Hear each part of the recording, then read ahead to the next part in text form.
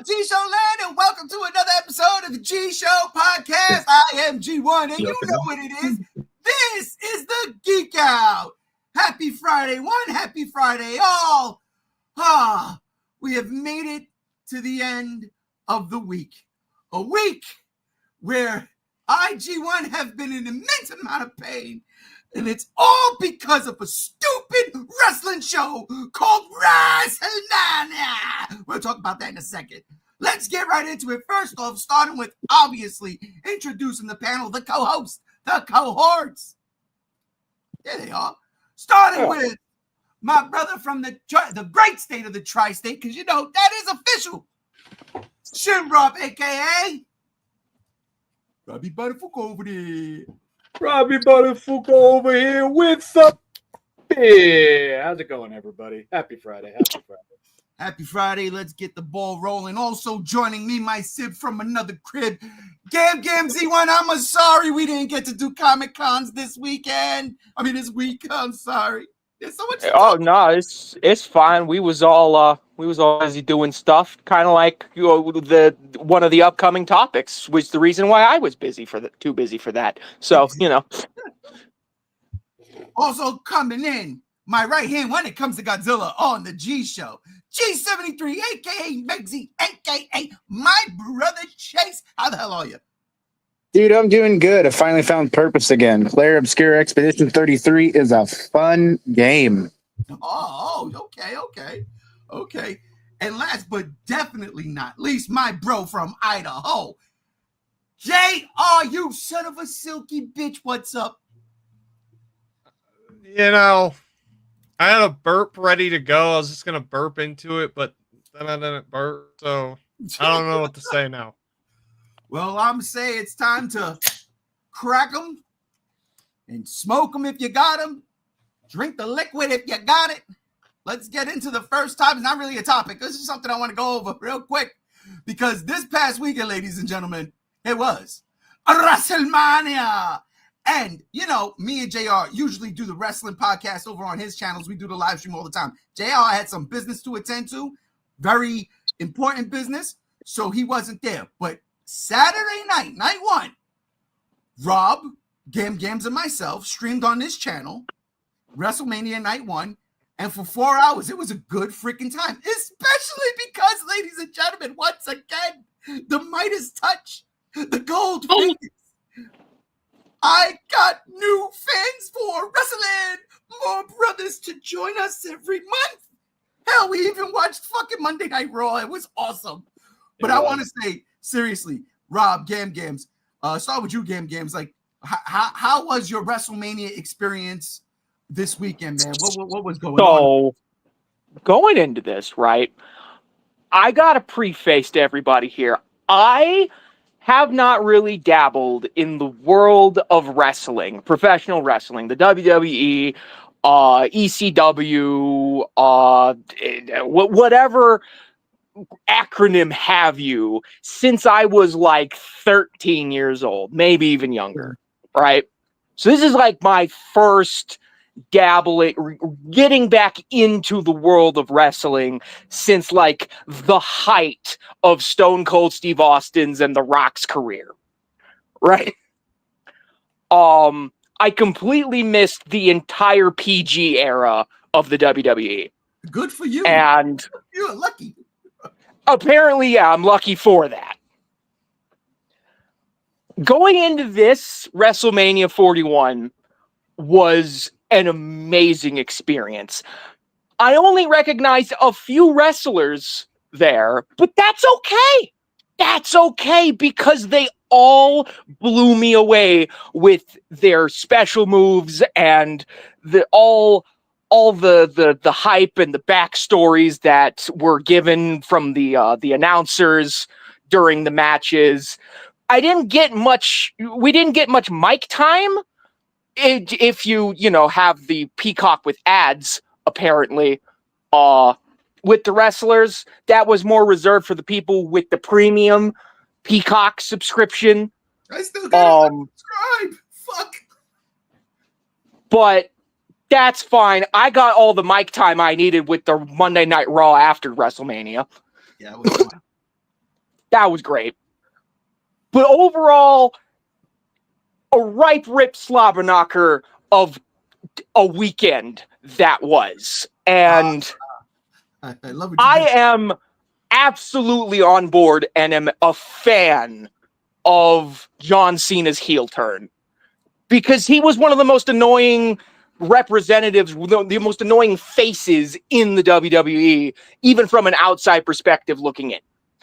And to see this heel turn to the villainous dark side out of John Cena, and to see it being directed at not another wrestler, not the CEO, not anything like that, but to have it directed at the audience. He heel turned on the audience itself.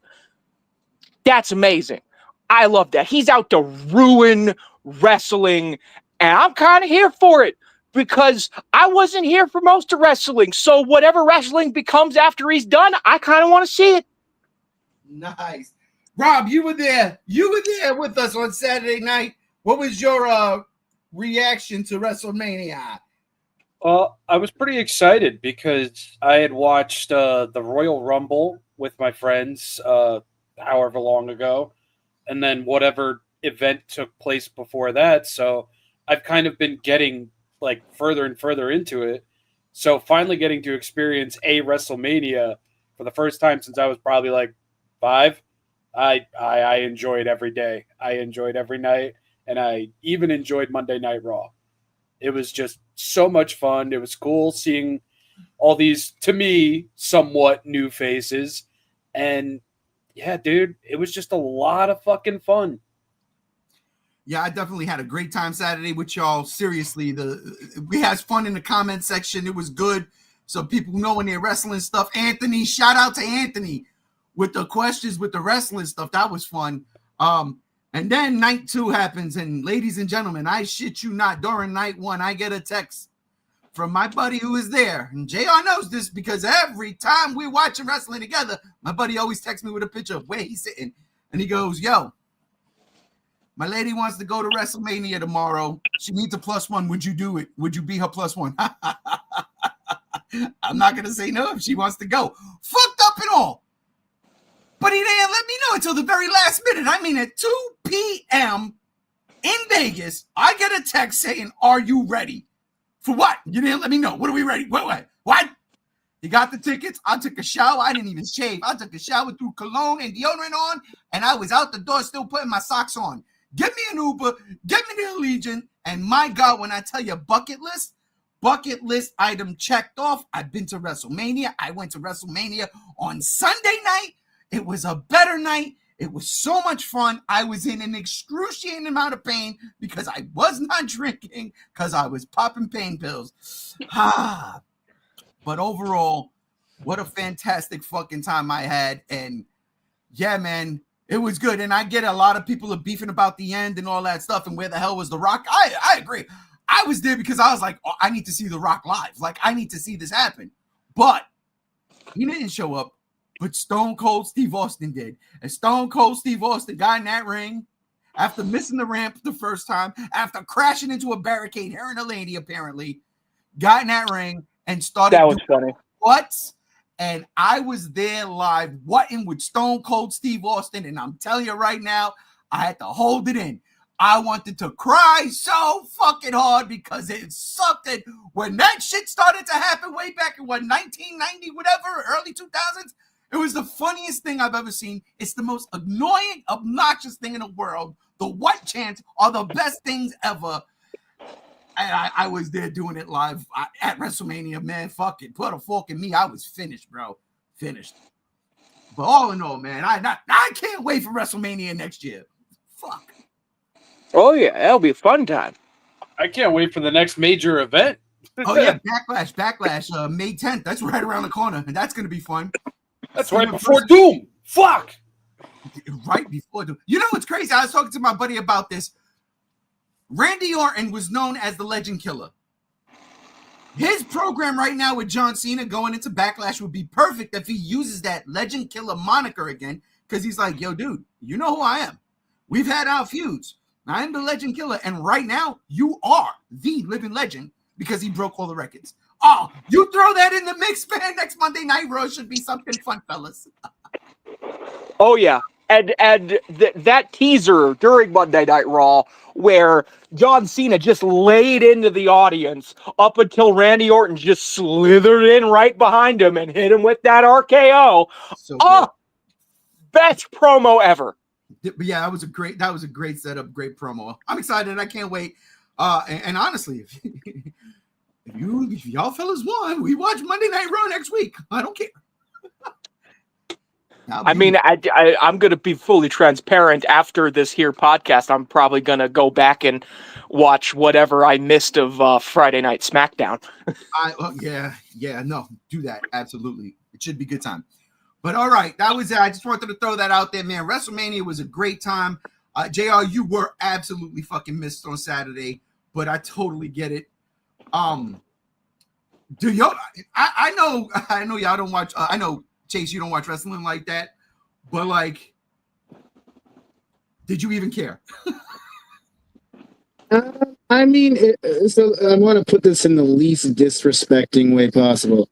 It's not that I wouldn't care. It's just I just haven't scratched any of that surface to feel like I have any like interest in it. It hasn't really been anything that I've been like introduced to other than just action figures in my life. My friends would have them, but like I was just into dinosaurs as a kid, you know. So Yeah, but yeah, it's not like when talking about wrestling, don't say I got to put this in the least. Oh yeah, no, I'm just saying. It's not much of my thing. Yeah, that JR. Hi. What do you want? Somebody's not paying attention to the entire topic of hand. I'm listening. I was listening. Did you peep any of it, or you still haven't watched any? I haven't watched shit. Yeah, it's honestly a lot of stuff going on. Just working my ass off for Gem State Comic Con right now, so it's like to find the time to do this, to watch WrestleMania, wouldn't be till after, unfortunately, and it sucks, but I'm working, so you know. So essentially, what is being said here is JR fell off. I am now the new right hand when it comes to wrestling. It's gotta be that way. It's gonna have to. It's unfortunate, but it's just like. But you know what though? That's the greatest wrestling story. All of a sudden, where's this person been for the past 5 months? Oh my God, JR's back, son of a bitch! He's back, and he's putting everybody through tables. That's what I love about wrestling. At least you'll be a little bit of a cleaner right hand. What's that supposed to mean? That's so wrong. All right, Masturbation. let's get into the first real topic of the day, ladies and gentlemen. And I want to talk about this first because I don't understand the backlash to this movie making buku bucks and people are praising it. But yo, what's up with Sinners? Why is Sinners is winning, but why are people whining? Like legit, what is the problem with some people? Like, all right, I'll start it off like this. Sinners comes out last week, and it makes really good money for what it was. It's a $90 million budget. It made $60 million opening weekend. When at a time that's Easter Sunday, it's Easter weekend, and Minecraft is still out. So that's a really good number. There have been people blowing up certain news outlets that are saying Sinners is good, but will it make its money back? Well, basically downplaying the success that it actually had. And I want to know why. Why are we doing this? Why can't we praise an original? Because if you look at all the reviews across the board, people are like, this is an original movie. The soundtrack is dope. It is like the reason you go to the theaters is to watch a movie like this. It's like one of those movies, it seems like where everything just comes together. And I'm over here, I'm applauding it. I'll hopefully seeing it tomorrow. I'm applauding everything they're doing, but then I'm looking at this just weird, not backlash, but weird narrative about what this movie has done.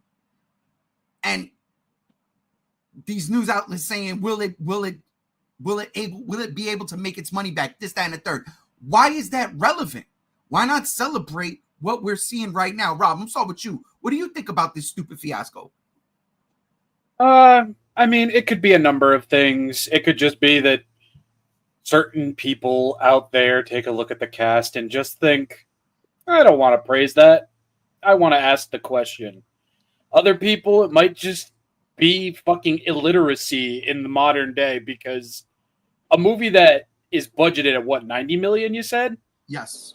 Makes 60 million, and immediately people are like, oh, wow, I don't know if it's going to make its budget because, a really good movie probably would have made 100 million on its opening weekend. And they completely gloss over the fact that this is an entirely new, fresh, not attached to anything IP. It really is just a mixture of people being stupid and people just being unsavory.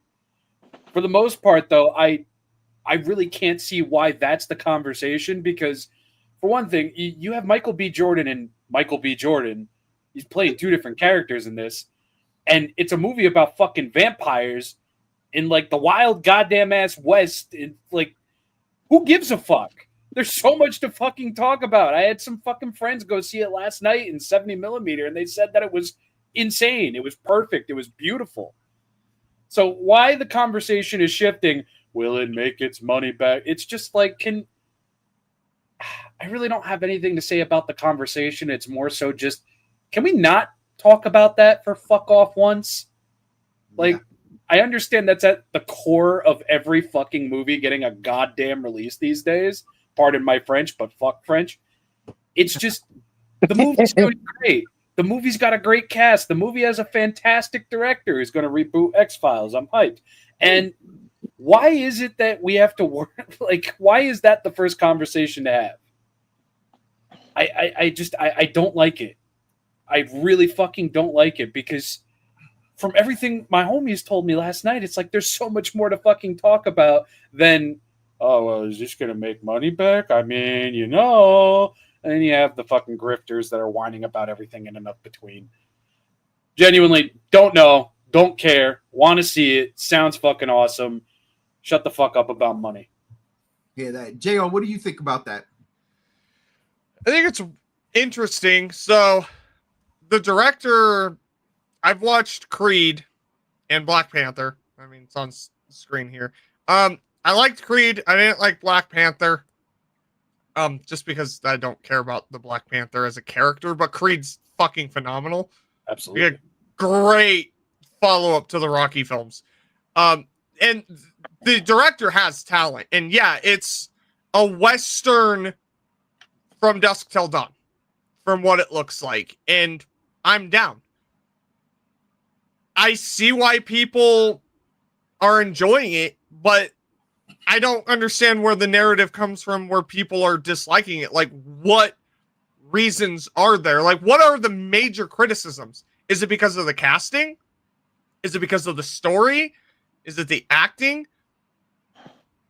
What seems to be the problem? Is it the vampires? Yeah, because for me, it just looks like a Western from dusk till dawn. There's nothing wrong with that. Absolutely nothing wrong with that. We need more of that shit. We need more films that aren't just an established IP. Yeah. And it went up against Minecraft and took the #1 spot. Granted, I think it was like, what, Minecraft's second or third weekend? Third weekend, yeah. Third weekend. But that's still a feat.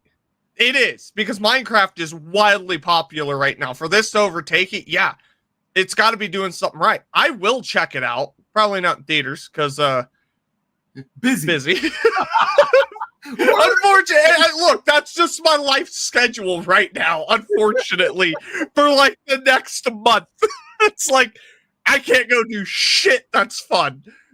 But ultimately, it's a movie that's piqued my interest, and I'm a negative asshole. I like the idea of a Western with vampires, just like I fucking love From Dusk Till Dawn. Now, I will add, if anyone's sitting here honestly bitching and disliking this movie because of the casting choices they made, shut the fuck up. judge a movie on its merits. And it's funny because Ryan Coogler and Michael B. Jordan pretty much are synonymous. They go hand in hand. Yeah. They go hand in hand. They do. My boy Steve is here. Steven says, I'll check it out. Yeah. Absolutely. And apparently this movie is only going to have a 27% fall off this weekend, which is a record breaker. Yeah, I seen something around. It's going to make about 25 to 40 million dollars this weekend. 25 to 40 million. Really? There's your money back. Yeah. Yeah. There's your money back. And again, like, what's wrong with movies like this existing? Exactly. There's nothing wrong with it. It's just it's the same people in a fucking echo chamber. Yeah, well, Hollywood's all out of fresh ideas. Then they get a fresh idea, and look at this. This shit's fucking fantastic. Yeah. The movie? Chase, let me ask you, what do you think of this semi-controversy? I think it's a combination of two things. I think, for one, we live now in a cultural society, and I hate to say that in this way, but we are a very racist society now, and I hate putting that as the point, but, you know, a lot of these films that have a majority that's more African-based, they get shitted on by our bigotry and people in that genre so quickly. Like, I mean, I hate saying it, but it just feels like that's just kind of the truth. On the other hand, I also feel like with that combination, the people that echo their bigotry and ignorances, they also like to think they know how everything works when they don't. And when they're talking about its box office and stuff, it's just them wanting to get their voice out because it's like squeezing their balls. You know, it's just it's just someone wants to be loud enough to make a voice, and someone give it a like or a comment that agrees with them to make them feel validated, and it's a big insecurity issue. I think that's just a combination of how these things work. It's just unfortunately we live in this society now that tries to take negative stuff like that and twist it into what is the forefront of what we are seeing and getting, and it's just drama that's unnecessary. And I think the main thing is that even though we're seeing that, the box office numbers are what matters, and even though those echoes seem very loud, the numbers don't lie. You know, right. What's his name said in Pacific Rim? Numbers are as close as we get to the handwriting of God, or something like that. You know.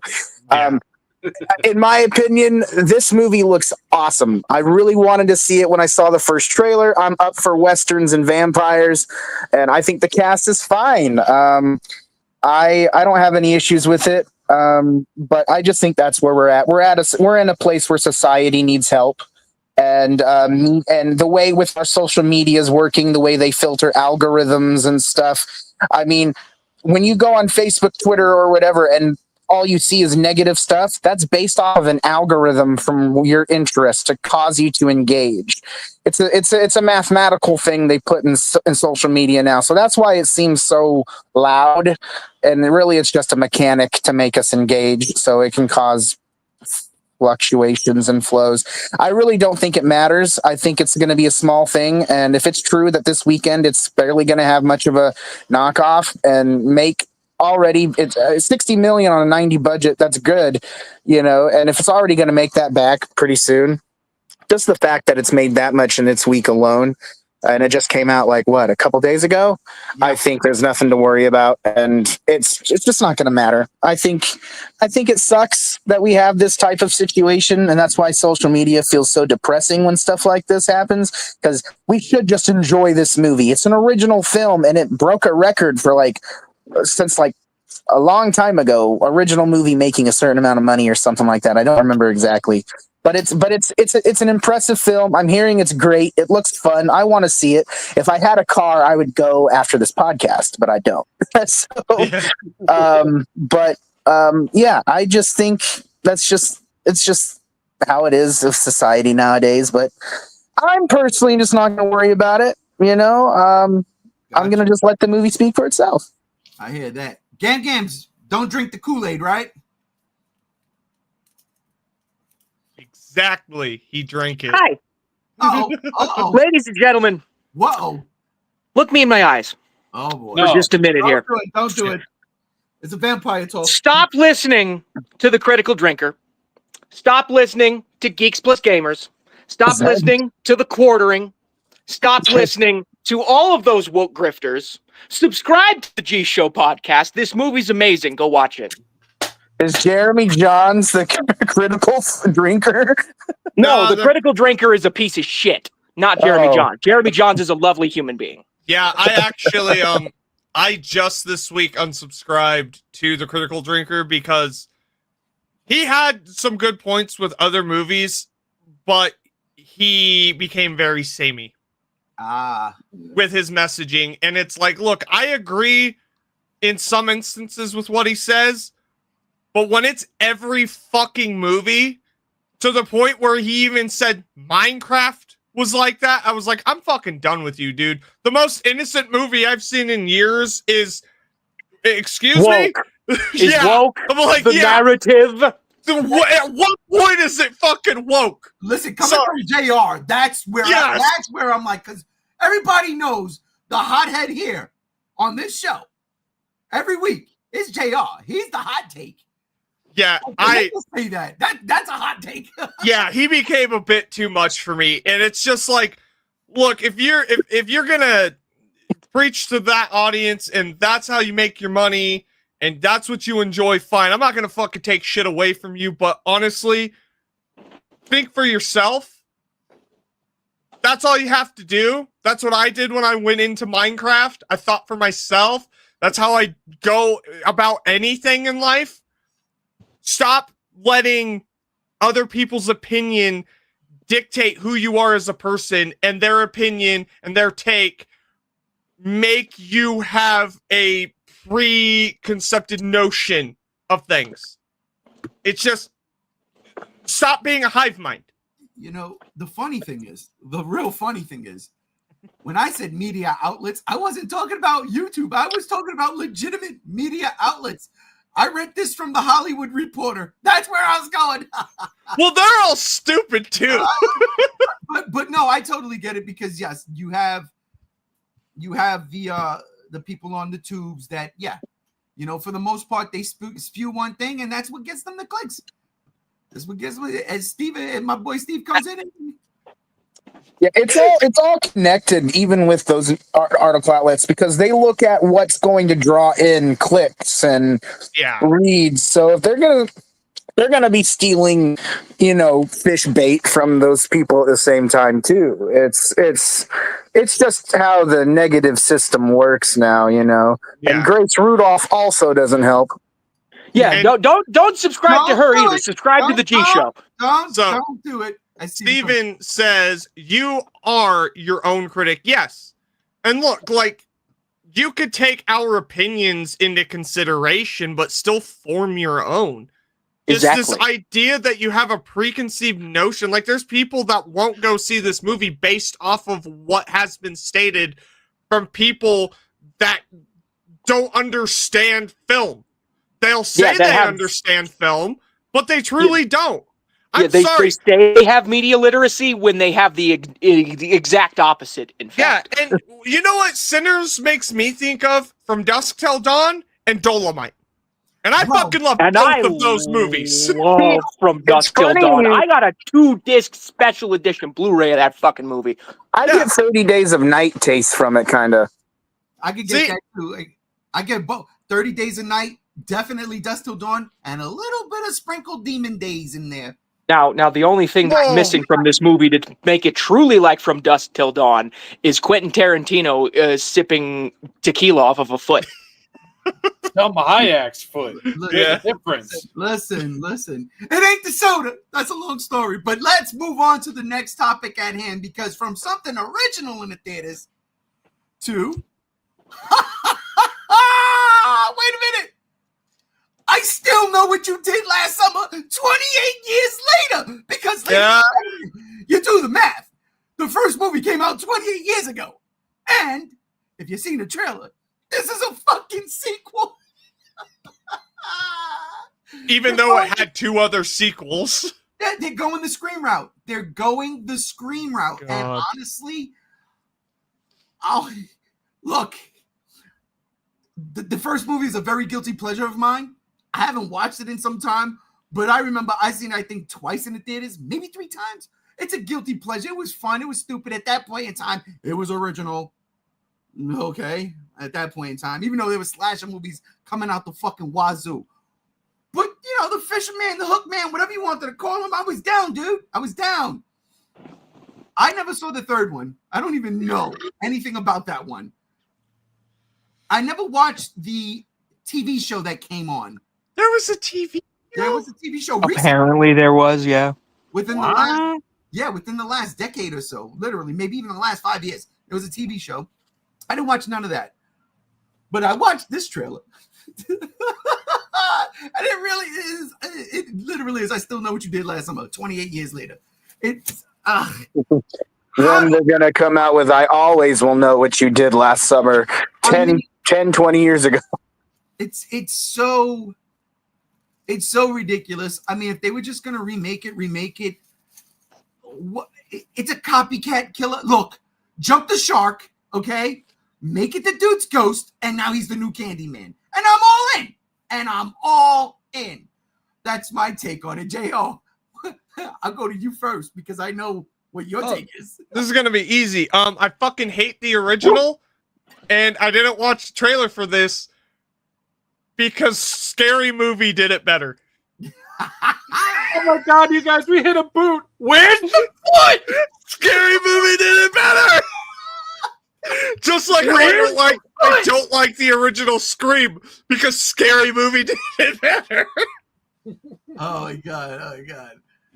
Chase, I'll go to you. What did you think of this if you watched the trailer? I didn't watch the trailer. I have never been interested in these movies. I have just kind of felt like, I don't know, maybe they're staples from like back in a time. I know my sisters watch them, but they don't have good taste in movies. I don't have a desire. Isn't this the movie with Jennifer Love Hewitt? Yes. Well, I mean, if she's in it and she looks as bodacious as she did back then, maybe I'm in. But that was many years ago. I don't know what she looks like now. From somebody who just watched the trailer, she looks like she hasn't aged like even a year. Yeah, well, that's good. I know she's in that show right now, 911. So, but well, that's good. I'm glad she's looking great. Yeah, I don't know. I lied. I'm not going to see it even if she's in it. I'll jump in for JR. Steven comes in. Scary Movie. I'll grab his arms. I'll grab his legs. I'll grab his ass. Ray, stop playing with my ass. Oh man, I love this segment because it's going by so fast. So Gabs, I'll go to you. Do you know what? So I just watched this trailer, and just to preface, I haven't seen the 2 sequels. I saw the first one when I was a small boy. I really I liked it well enough. It was scary. It was spoopy. And this looks like it's going to go like almost a Halloween H2O situation where it's going to ignore the previous ones and just be a sequel to the first one. That's pretty cool. I like that. I mean, it's been long enough where we can kind of do that. Yeah. So, and Jennifer Love Hewitt is as beautiful as ever. And you know what? I'll watch it for her. I'll watch the shit out of it for her. My cousin used to call her Jennifer Love Huge Tits, and I'd be like, Yeah. That's Especially also during a her line. Ghost Whisperer days. God. That's also a line in Scary Movie. Being all that money for the Garfield movie just went to watching her. It's true. That is fair. Rob, to round out the shortest segment of G-Show history, what did you do last summer? Well, I do have history with this franchise, and it all started on the Sci-Fi Channel back when it was spelled SCI-FI. The good old days. Those good old days back on Cybertron. Anyway, that's how I experienced those movies for the first time during summer break because sci-fi was based back in those days.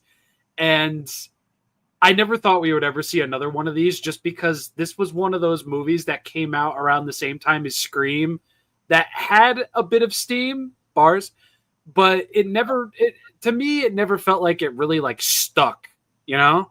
But I've seen them countless fucking times, and I just watched the trailer myself right before the stream started. And the one thing I get out of this trailer is that this is like legacy sequel Scream toned and coded to its fucking gills. Because it just has that vibe, and I'm going to be real, it doesn't bother me that it does. Because I know what you did last summer. It was more, it was serious, but I feel like it had its charmy fucking, have a bit of a laugh moment, And I look at that and I just see a pretty solid movie, a pretty fun time at the theaters, and that's what I'm going to do. I'm going to go see it. It looks fun. New cast. Jennifer Love Hewitt is back. Fuck. God damn it. But no, this just looks like a fun time for people who love these movies over at the theater. And whether it's a box office smash or bomb, we'll see. Yeah, but I'm kind of there. I can't see Jennifer Love Hewitt or Freddie Prinze Jr. commanding the type of money they probably could have way back in the 90s when they did part 1 and 2. Are you aware of the live-action Scooby-Doo fandom? Yeah, but Jennifer Love Hewitt is not in Scooby-Doo. No, but Freddie Prinze Jr. is. Mm-hmm. People are going fucking nuts for that. He's also king in The Flying Jedi in Star Wars Rebels. He had one of the greatest arcs of all time. God bless his soul. I love Freddie Prinze Jr. The dude is a wrestling nerd, too? The dude is a nerd at heart. I've tuned into more than a few of his Twitch streams. A few where Sarah Michelle Gellar was there, like, with him. And the dude is a total fucking dork. Like, he can hang. I mean, for real. He married Buffy. I mean, come on. Yeah. He married Daphne. And yeah. JR? Hi there. Steven comes in and says, what do you guys think of the slasher parody films? The Mean One, Steamboat, Popeye, Blood Honey. Like the Mickey, the Grinch, Winnie the Pooh, and all that. Are those parody films or no? They are straightforward horror films that take public domain characters and make them horrifying. Yeah, because Quote, I was going to say, horrifying. Like, Blood and Honey was just a really bad movie. Yeah, and the second one's just a better, really bad movie. Yeah. I mean, they're complete. They're complete cash grabs, but the thing is I think they're healthy for our film's ecosystem. Disney Channel being what it is now, or not Disney Channel, I guess you could call it that. Disney being what it is now, I think it's great we're taking Mickey Mouse and turning him into a serial killer, and Bambi, and all of those. I think it's time little kids grew up. Dude, they're the modern day Roger Corman films. Yeah, you ain't wrong. Yeah. You're not wrong at all. All right. Well, as I look to see what to do next, because honestly, I know what the big boy is. Who got to save that for now? So you know what? Let's do this. Let's do this, because this is something that's been kind of bothering me as of late. And the more and more I see of it, the more and more I believe this ain't happening. And that's, oh my God. Stuck in a Batcave. What's going on with the Batman 2? And honestly, who's to blame? Who's to blame? Here's what's bothering me. I've seen things, and certain things kind of add up. And I'm not saying that it's done purposefully, but I'm going to lean towards it's being done purposefully. But, you know, the Batman came out, what, 2021? 2022. 2022. It set up a new Batman universe. James Gunn takes over DC in 2023, the end of 2023. Yeah. And this movie has been in fucking limbo since then. And it's not like we can't get the story right. See, that's the thing that bothers me. When I hear we can't get the story right. You got the first one right. What? What do you mean you can't get the story right? You got the first one right. And now it's like, hearing that, it doesn't seem like it's coming from the Matt Reeves camp. You know? It seems like the new DC universe, the cinematic universe, is stalling on purpose. So then Robert Pattinson kind of just ages out, which honestly, he could play Batman until he's 40. Is the kid 40? He might be 40. I think we had this. He's pretty much already 40. And he said in an interview, I'm going to be old Batman by the time we get around to this. Meaning, he's just so fucking lost. We're going to be doing the Dark Knight Returns by the time the Batman 2 comes out. In all honesty, that's what it feels like. And now, yeah, you know, you don't want to step on the toes of what James Gunn is setting up, you know, starting with Superman this year. Well, fuck's not starting with Superman. It already started with Peacemaker and Creature Commandos. But Superman's going to be like the first foray into it in the theaters. You don't want to step on those toes. But at the same time, yo, let loose the grip and let a motherfucker breathe. Matt Reeves is a phenomenal director. He's so good with these genre picks. Let him go. What are we doing here? I'm sitting here stuck on stupid. Like, are we really? Is this really fucking happening? And it makes me. It makes me fucking mad, like legit, because I love James Gunn. I really, really do. But this can't be serious. Here we go. I got it on my phone. A YouTube personality, I will not say their name, says that the Batman sequel is more likely to be canceled than folded into James Gunn's new DCU. What? Clickbait. And that's kind of been the sentiment for like the past year. What's going on? Another person who I will not name her because I cannot fucking stand her, and her name was already brought up in this fucking podcast, and fuck that dumb. I'm not even gonna go there.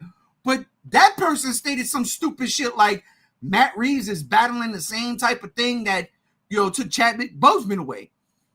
What? You can't throw that shit out there into the fucking world, bro. But here's the thing with it. And this is where I kind of slightly disagree. It is just people saying baseless shit. And? Where's the evidence? Yeah. The reason it could be delayed is Matt Reeves has some kind of a cancer, or someone he loves does, or James Gunn's a dick. I don't see it. And why wouldn't it be able to fold into the new DCEU? Why not? Because I don't think they want Pattinson playing Batman. He's an excellent Batman. I don't think it's a point of his. Yeah. I don't think it's a point of his ability to play it. I think it's just a point of getting somebody that's wanting to and able to be in multiple films across a multi-year contract. Yeah, I think after James Gunn has come and basically gutted out all of DC, the Batman, unfortunately, even though James Gunn said it wasn't going to affect the Batman, I think he's full of shit. I think because how do you do a DC universe without a fresh Batman? And yeah, Robert Pattinson can be Batman, but the thing is he's already getting to that age where, I mean, these movies take 4 years or so, or almost 2 to 3 years to make, and they're wanting something to like rival Marvel, which is weird because Marvel's a toilet right now. But the thing is I think that's where they're at. They're trying to not announce walking back on that right now, and I think that's where they're going to go. I do think that when a movie gets delayed several times, even though we've seen it, Godzilla and Kong, I think there still is that. I mean, I don't think it's getting canceled. I think there's just a lot of traffic in the way. Maybe with the reception of Superman right now, they're rethinking things. But I think that it's really clearly coming down to that. They're just trying to find what's going to be their Batman. But if that's the case, then don't do the Batman 2, because I don't want there to be two Batmans. You know, You know what else I think? You know what else I think? I think, and it's a movie I definitely dug, but I think they got nervous after the Joker Folia Do pop and literally took a shit over everything.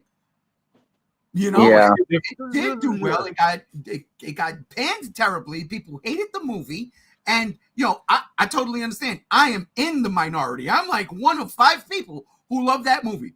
I get it. You know what I'm saying? Yeah, I like the Batman too. I thought it was great. No, not the Batman. Joker Folia Do.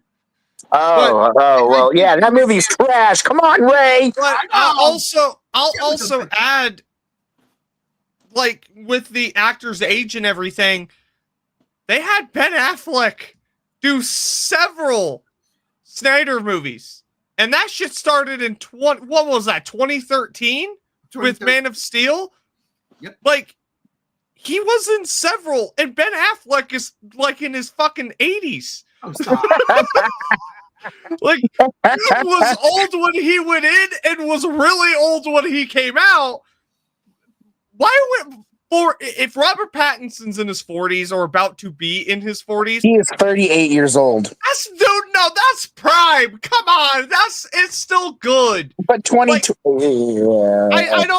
That's something I don't buy. I don't buy it. He's an established actor. He killed it. Like, no one dogged his performance in the Batman. He is a fantastic Batman.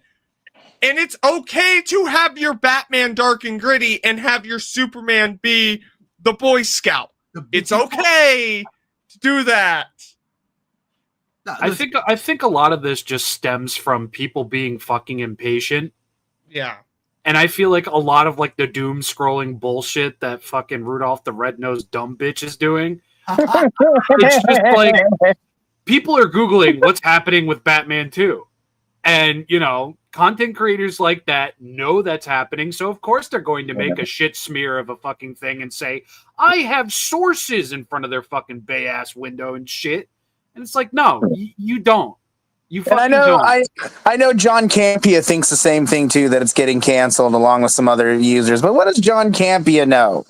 You know, he has such terrible dog turd takes on movies. It's would not be named is why I didn't name him when I read that. Oh, yeah. Well, all right. Well, Voldemort. There you go. Anyways, it's just that, like, we see what happens with movies that get pushed out almost every single fucking year. Why the hell do you want a sequel to the Batman to be pushed out immediately? All right, it's 5 years. Who gives a shit? Matt Reeves is a perfectionist. His work on the fucking final 2 Apes films from the prior trilogy is fucking fantastic. Let the man do what he has to do. Stop creating a narrative around it. Stop saying that James Gunn is going to fold it into his DCU. Stop saying that fucking somebody has cancer, somebody this, somebody that. Just let the man fucking work. Because the man fucking worked with the first one, and the first one wasn't no fucking easy walk in the park either. Because they filmed all throughout fucking COVID. Let the man fucking work. Stop with the stupid fucking bullshit. Stop creating a goddamn problem when there isn't one. Let the man write a script that he's fucking happy with. Well, because that's what I want from Reeves. Our society is so bent on trying to put a problem in place when there doesn't need to be. Well, because it drives clicks. Exactly. That's just how the norm has changed. If there's something going right with the movie, there's going to be something brought up that's a lie just to cause controversy or discussion. And the problem is we aren't doing critical discussions anymore. It's all it's critical, but it's not positive construction. It's not, instead we should be talking about how excited we are for these films and the fact that we're happy we're seeing something fresh and, something that's not going to be, squeezed out through a lemon juicer. I mean, whether or not that's DC or not. But the point is we should be celebrating movies instead of talking down to them. Everyone's talking about how sad, like, what happened when movie theaters were about to close? Everyone got upset, but yet everyone talks shit about it. Pick which side you're on. Movies are what's going to keep theaters alive if you like going to theaters. I know they're expensive and people don't like that, but you don't have to buy food or drink there. Even though that keeps movie theaters alive, and I used, working at a movie theater, I would say to do it so you keep them employed. But the point is we should be celebrating these things instead of talking negative about these things. And I think that's just the big problem our society is in. And that's why we're all depressed, it feels, all the times. It's because we're just in this veil of negative energy all around us with these films. And it's just really just terrible. Gams. At this point, Matt Reeves is better off directing Cloverfield 2 legit sequel than Batman. Yeah, pretty much. Everything's got to be a headline these days, and like this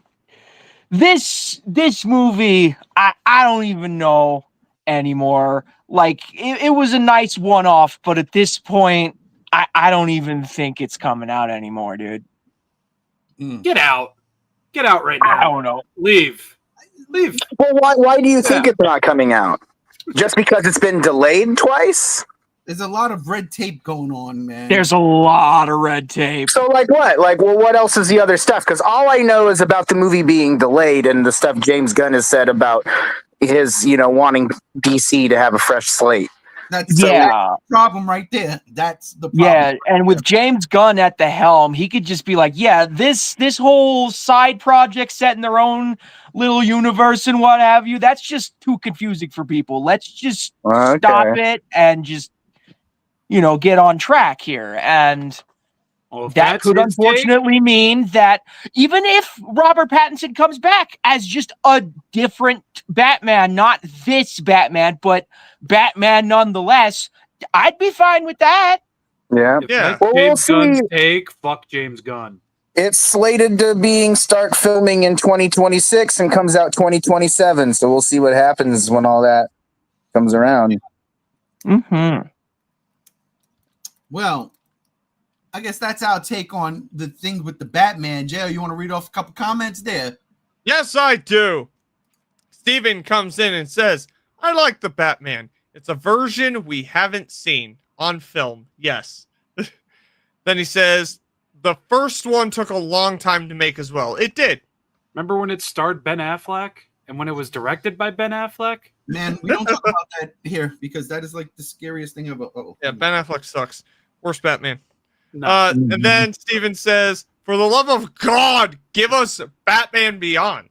We'll get a game before we get a movie, unfortunately. Well, that's what apparently Rocksteady's doing is, the next Batman game, if it's by Rocksteady or whatever, is supposed to be Batman Beyond, but the video game. In the Arkham series. We'll see. We will see. Neo Arkham, let's go. Yeah, let's do it. Let's go, Batman Beyond. All right, well, from Batman being stuck in limbo to something that dropped this week that is very potent for some of my friends here. Yes. Dun, dun, dun, dun, Because, dun, ladies dun, and gentlemen, dun, I want to be real honest with y'all. I'm oblivious to Oblivion. So, is this fantastic fantasy forever or what? Dude, this game. Okay, so I'm going to preface. I've been prefacing a lot, but I'm going to do it again. I'm prefacing with the fact that I started the Elder Scrolls with Skyrim. All right. Oh, yeah. I didn't play Oblivion when it came out in 2006. I was a little busy playing a certain blue hedgehog and playing one of the worst video games ever made at the time. And it just kind of completely passed me by. Morrowind passed me by. when it came out on the OG Xbox. I was too busy playing Sonic Heroes and Halo. Peak.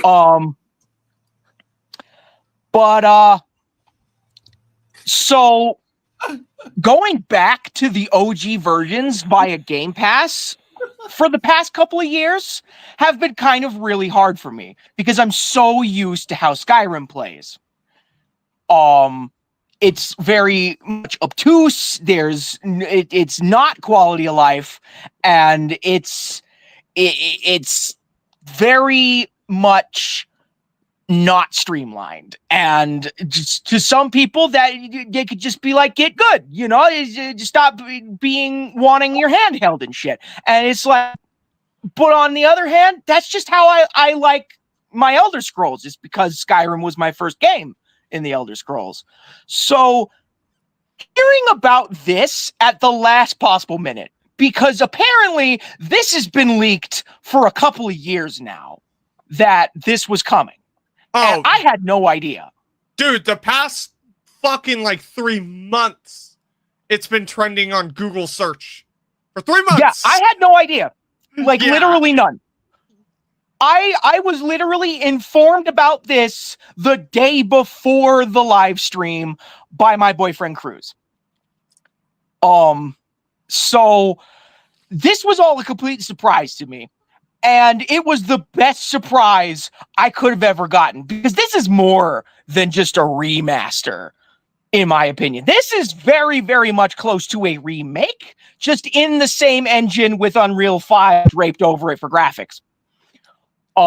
Because there's so many quality of life improvements with the UI, with the movement. They added sprinting. They don't have RNG fucking combat anymore. Because I know that Oblivion was the last game to do RNG combat. It was really prevalent in Morrowind. No, Oblivion didn't have RNG combat. Morrowind was the last one.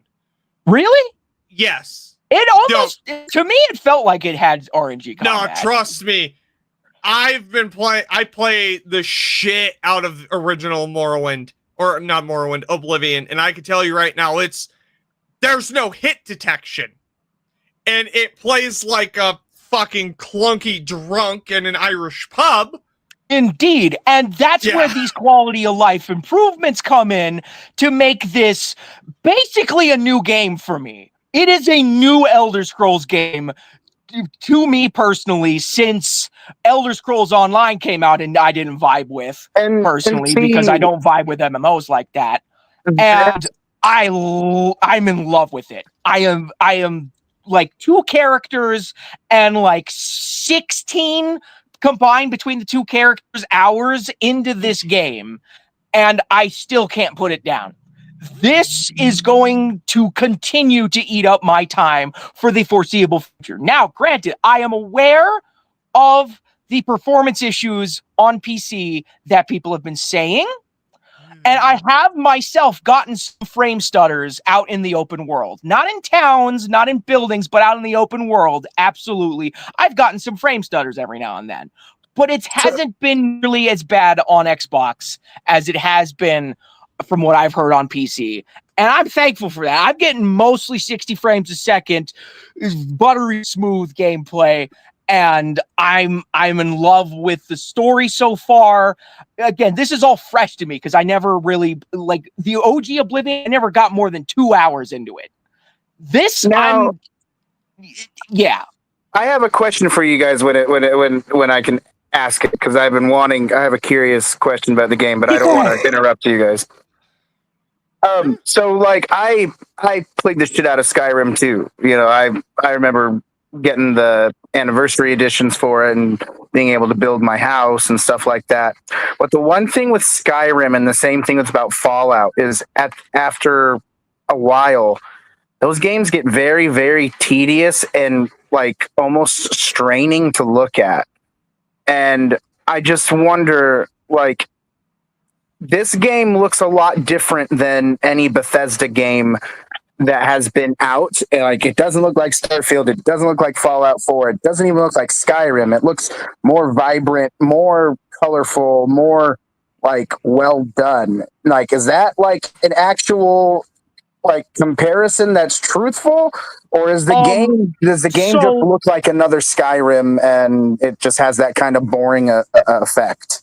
To me, it feels wholly different, and that's because it's Oblivion. Oblivion was always wholly different to Skyrim, both in facial animations, the level of jank, the endearingness of that jank is on a whole different level with Oblivion, and that has all been preserved with this remake, but with higher fidelity models and slightly better facial capture to match those better models.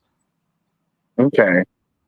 So do you think if someone who's kind of like burnt out of those Bethesda RPG games, even though this is Bethesda, would they find more enjoyment out of this even though they can't build a house? Or Yes, I believe with the depth of mechanics compared to Skyrim, because Skyrim, despite having the freedom to do whatever you want, that game is also kind of very restricting because the optimal way to play that fucking game is stealth archer. Look me in my eyes No, and you're tell right. me, You're no matter right. how many times you try to make a certain kind of character, you're ending up a stealth archer at the end of the fucking day. No. No. But with I've only Oblivion, done that twice. with Oblivion, you have genuine classes, and you can customize your own class, and the depth of the RPG mechanics, in my opinion, is so much more refreshing than Skyrim ever was. Like, Okay. I have to mod Skyrim to get it as in depth as this base game, unmodded, not able to be modded on console currently. I don't think they have plans for that, but whatever. No, they do. They do. Oh, okay, that's cool. Yeah, they're adding the Creation Club. They're just waiting. I think they said 6 months to a year before they add it because they need to patch the fuck out of this game. That is very fair, Yeah, and good on them for wanting to fix it before they add stuff like that. Yeah. Maybe I'll wait to get it then when it's cheaper and there's some bugs killed out of it. It's only $50. That's Well, standard for a $50 for remaster. Claire Obscure Expedition 33. And you're going to get like thousands upon thousands of hours out of this. So, Yeah, well, see, that's the thing. I'm coming to the point where playing games that are that big become very, very tedious and boring after about 60 hours, 80 hours. So I'm going to give my take on it. yeah, go And- ahead, give your take. I want everyone to preface this in mind is I'm about to spend the entire weekend with the wifey and her brother. They are literally on their way here. I downloaded this on my Series X with the Dolby Atmos to 4K TV. Like, we are going to play this. But I bought it. I left work. Like the middle of the day, left work, got home. I bought it on Steam, downloaded it on my PC, started playing it. You're like, deuces. Dude, I fucking straight. Bye. Fucking, I didn't give a shit. So this is gonna come from someone who has played the original Oblivion. Fucking fairly recently streamed it too. God, now that I think about it, the timing couldn't have been perfect because I think I live streamed it exactly 1 week before this one dropped, so there was like no lag time. Hilarious. I'm playing it on PC, and I will say this game on my rig runs between 20 and 120 frames per second at high 1080p. I have genuine criticisms with this game, like how you can't turn off ray tracing. It forced ray tracing. Thanks, Unreal Engine 5. Speaking of Unreal Engine 5, it AI-ified this game. The art style from the original game did not transfer over into this game. So much so where, yes, this is not a remaster. This is a fucking remake with a new vision. Artistically, you can't sit here and tell me that I would say 45 to 50% of this game wasn't AI generated. because I don't see any distinguishable art style from the original into this. I more so see Elder Scrolls Online Cyrodiil in this more than Oblivion. Art style just ain't working for me. Now, that being said, I have to push back a bit. And if you're enjoying it, fine. I won't fucking take away. Yes, it is more intuitive than Skyrim. And Skyrim was my first Elder Scrolls game, but I backtracked all the way to Arena after Skyrim came out. And I think I have put equal time with Oblivion and Daggerfall, Elder Scrolls 2.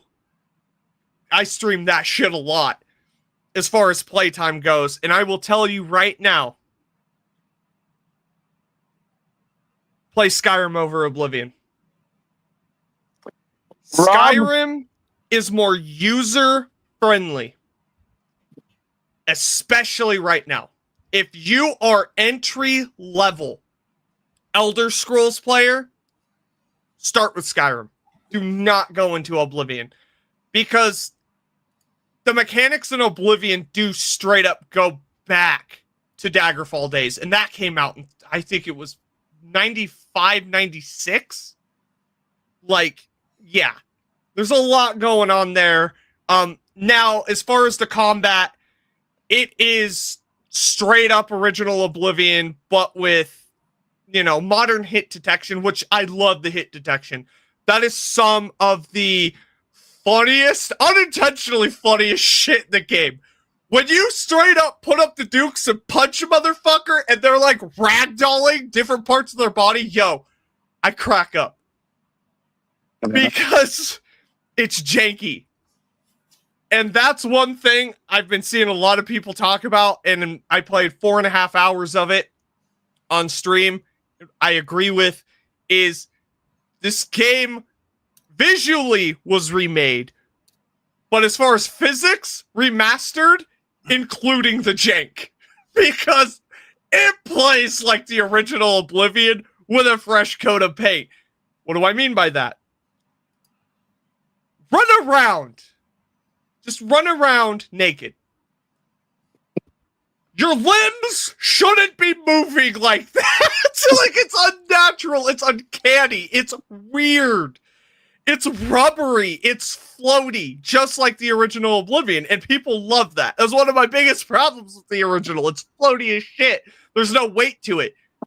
That all transferred over to the remastered. It's floaty as shit, and there's no weight to it. Yo, let me ask a question.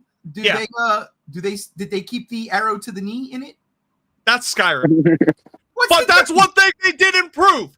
The original Oblivion's fucking cheeks when it comes to archery. They completely overhauled archery and the menu system for the best. I can't sit here and say everything in this remake is one for one. They did overhaul some good shit. The combat, as far as like parrying and blocking, feels a lot better. Archery, that's all good. Stealth has been completely overhauled. The same with the leveling system. It's more in tune to something like Skyrim. Or I would also add more like Baldur's Gate leveling system a bit. And it's good. Like that's where they nail it. But man, it's just, it looks like kind of like Oblivion. Like, that's where it's weird. Like, it kind of looks like Oblivion. It definitely feels like Oblivion. There's something missing. And I'm going to play a shit ton more. I just haven't quite got it down yet. Only 4.5 hours. I was going to stream yesterday. I didn't. I took a break. Motherfucker needs a break every now and then. Busy. And what about you, Rob? Have you played Oblivion? Did you grow up with Oblivion? What do you think about all this? I could not be fucked either way, shape, or form if this franchise went underwater tonight. Gotcha. He hasn't even played Skyrim, bro. But yeah, no, honestly, I've played Skyrim. I've played Oblivion. It's just not my forte. I don't have a horse in the race. So I will say, shameless plug to my channel. I did 4.5 hours straight live streaming this with benchmarks. I'm running, for the people who watching, no PC, a Ryzen 5700X, a 4070, 64 gigs of RAM. Between 20 and 120 frames per second. And mods have already come out. I can fix it. But that is inherently an issue with Unreal 5. The stuttering is fucking ungodly. I feel like this game, it's such a mixed bag. As far as the rating goes, I'll review it in 3 months. Like, genuinely in 3 months, I'll do a review. Hey, did you get to the comments? Did you get to my main man, the web slinger? Yeah, Spider-Man comes in and says, "No, Todd, I will not buy Oblivion Remastered. Put down the gun." Dude,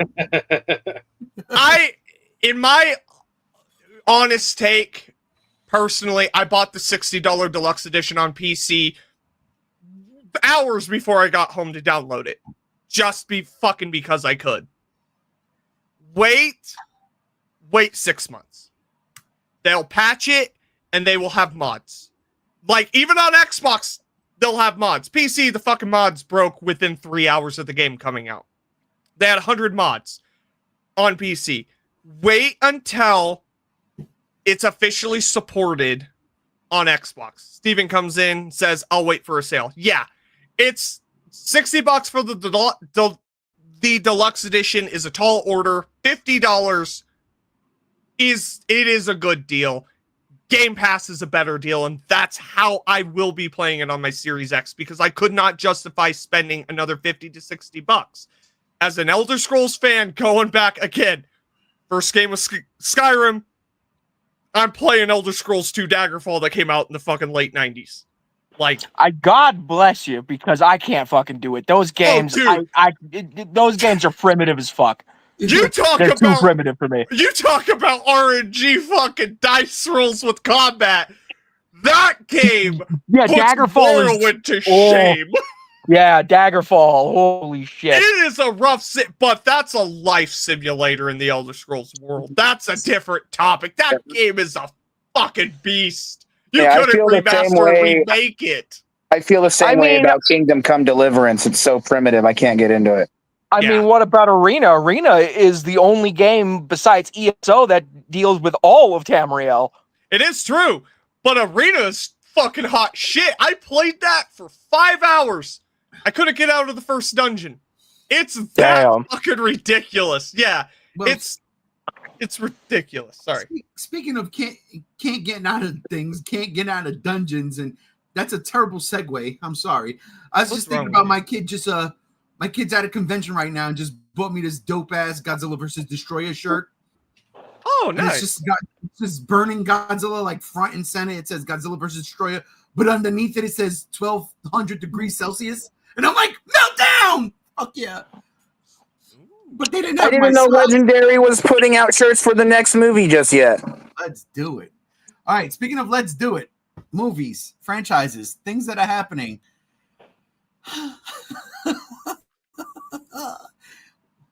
Remember, this ain't the last topic because, ladies and gentlemen, it is the last Friday of the month, which means Unpopular Opinion is heading your way. Woo! I can't wait. It's one of my favorite segments every month. But before we get into that, we got to get into the latest Predator movie to come out. Predator Badlands dropped the trailer this week. Finally, all right? We got a synopsis a couple weeks ago. We got the trailer this weekend.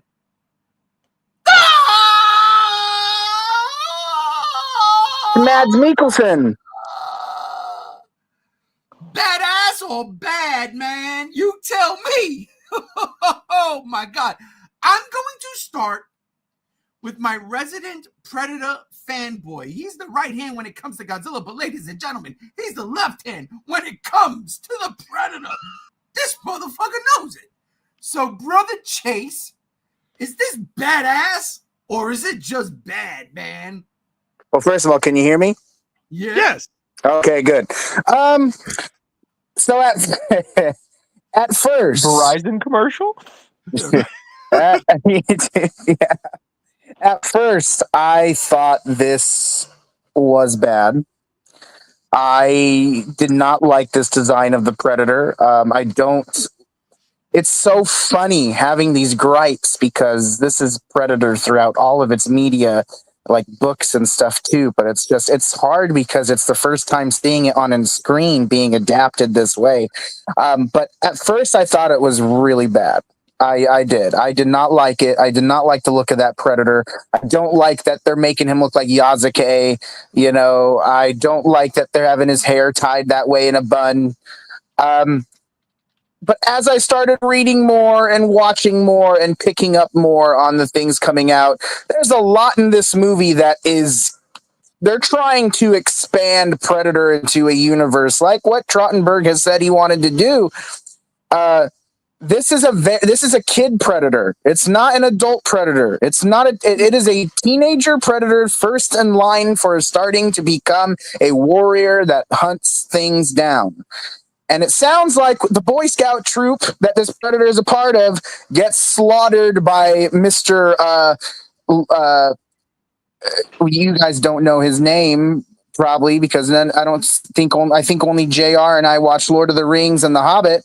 But Thanduin, Legolas's father, he apparently slaughters the whole entire Boy Scout troop, and our Predator here, who is named Dex, it goes on this journey for redemption and to prove himself and all this stuff.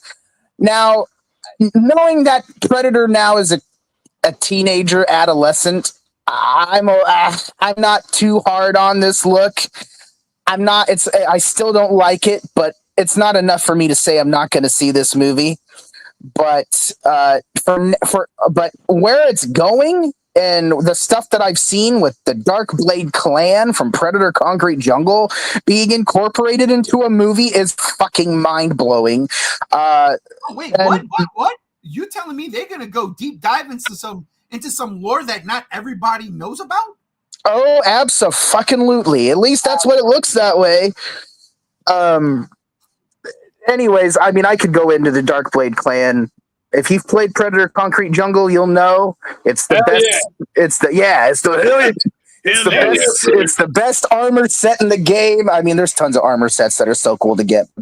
Darkblade clan's my favorite. It's like it's the rogue elites of the elites, man, and it's like so exciting that they're bringing that into film for the first time. They're supposed to be the scariest predators too, so I'm excited for all of that. Look, everything in that trailer, I liked what I saw. The design of the predator of this guy Dex was just what I didn't like, but now that I'm getting past all of that, I'm on board for the movie. Sure, I'm still blinded by this design. I still think it's not what I would have done for an adolescent predator, but if that's the way they're going, and we all know Trottenberg's trying to change stuff up with the designs and everything, if that's what they want to do, cool, but I just think we might be stepping a little bit too on a human, tent pole. Which, I mean, Predator is full of culture, and Predator is full of different types of species of predator and stuff. But the general audience isn't going to know that. And that's where I have a little bit of a problem. But I'm not saying it's bad, but I'm also not saying it's badass yet. I'm saying that I need to see another trailer that makes more sense.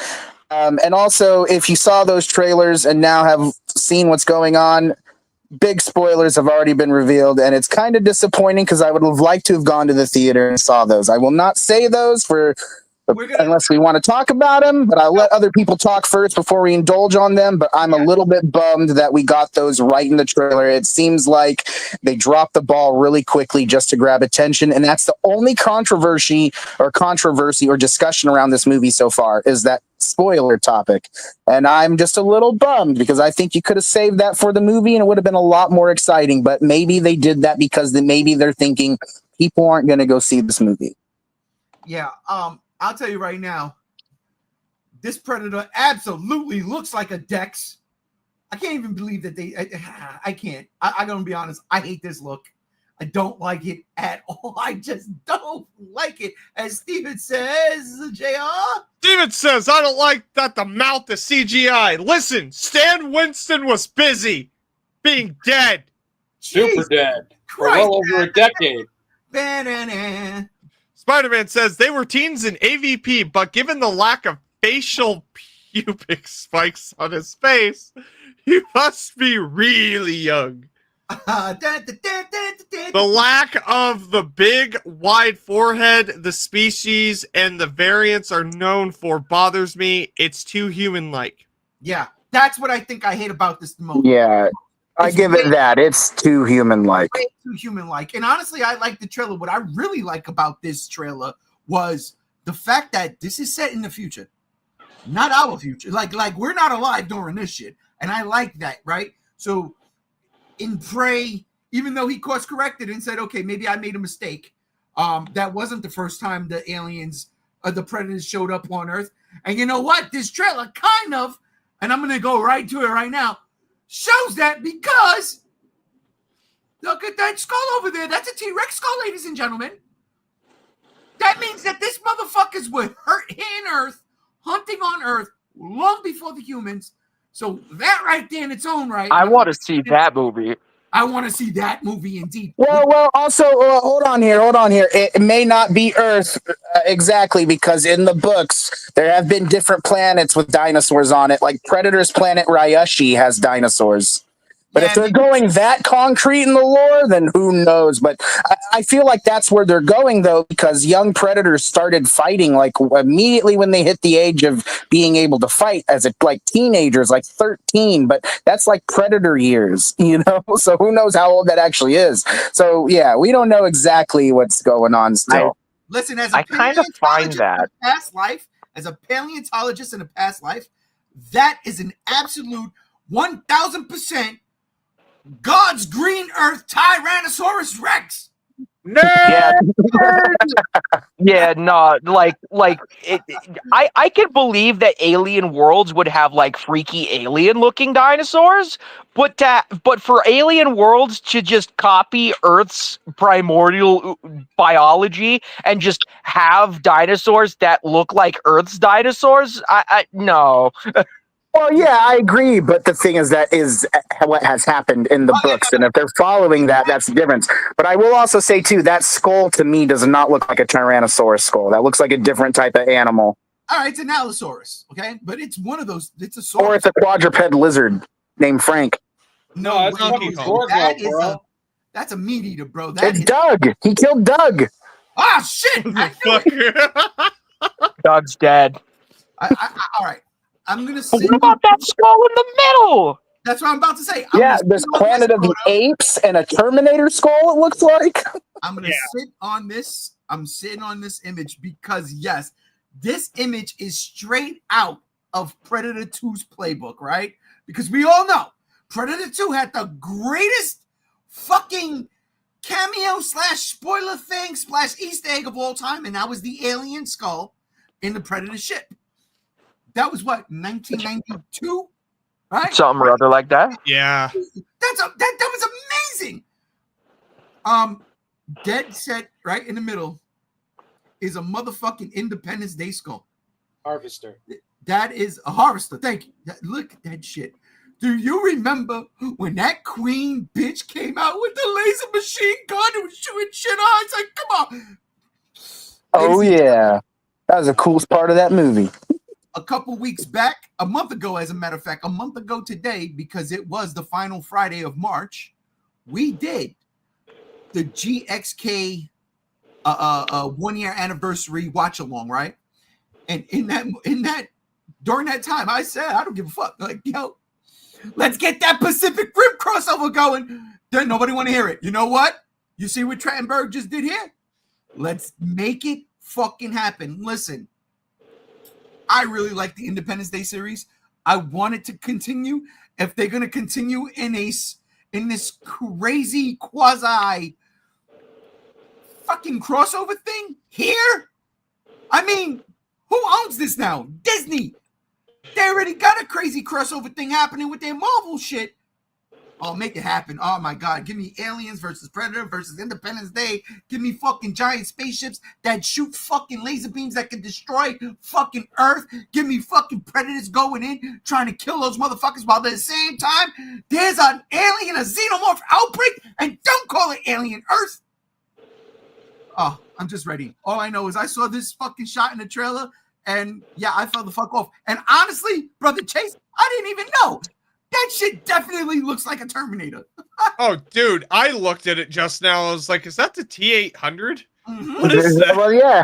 It really does look like the Arnold skull a little bit.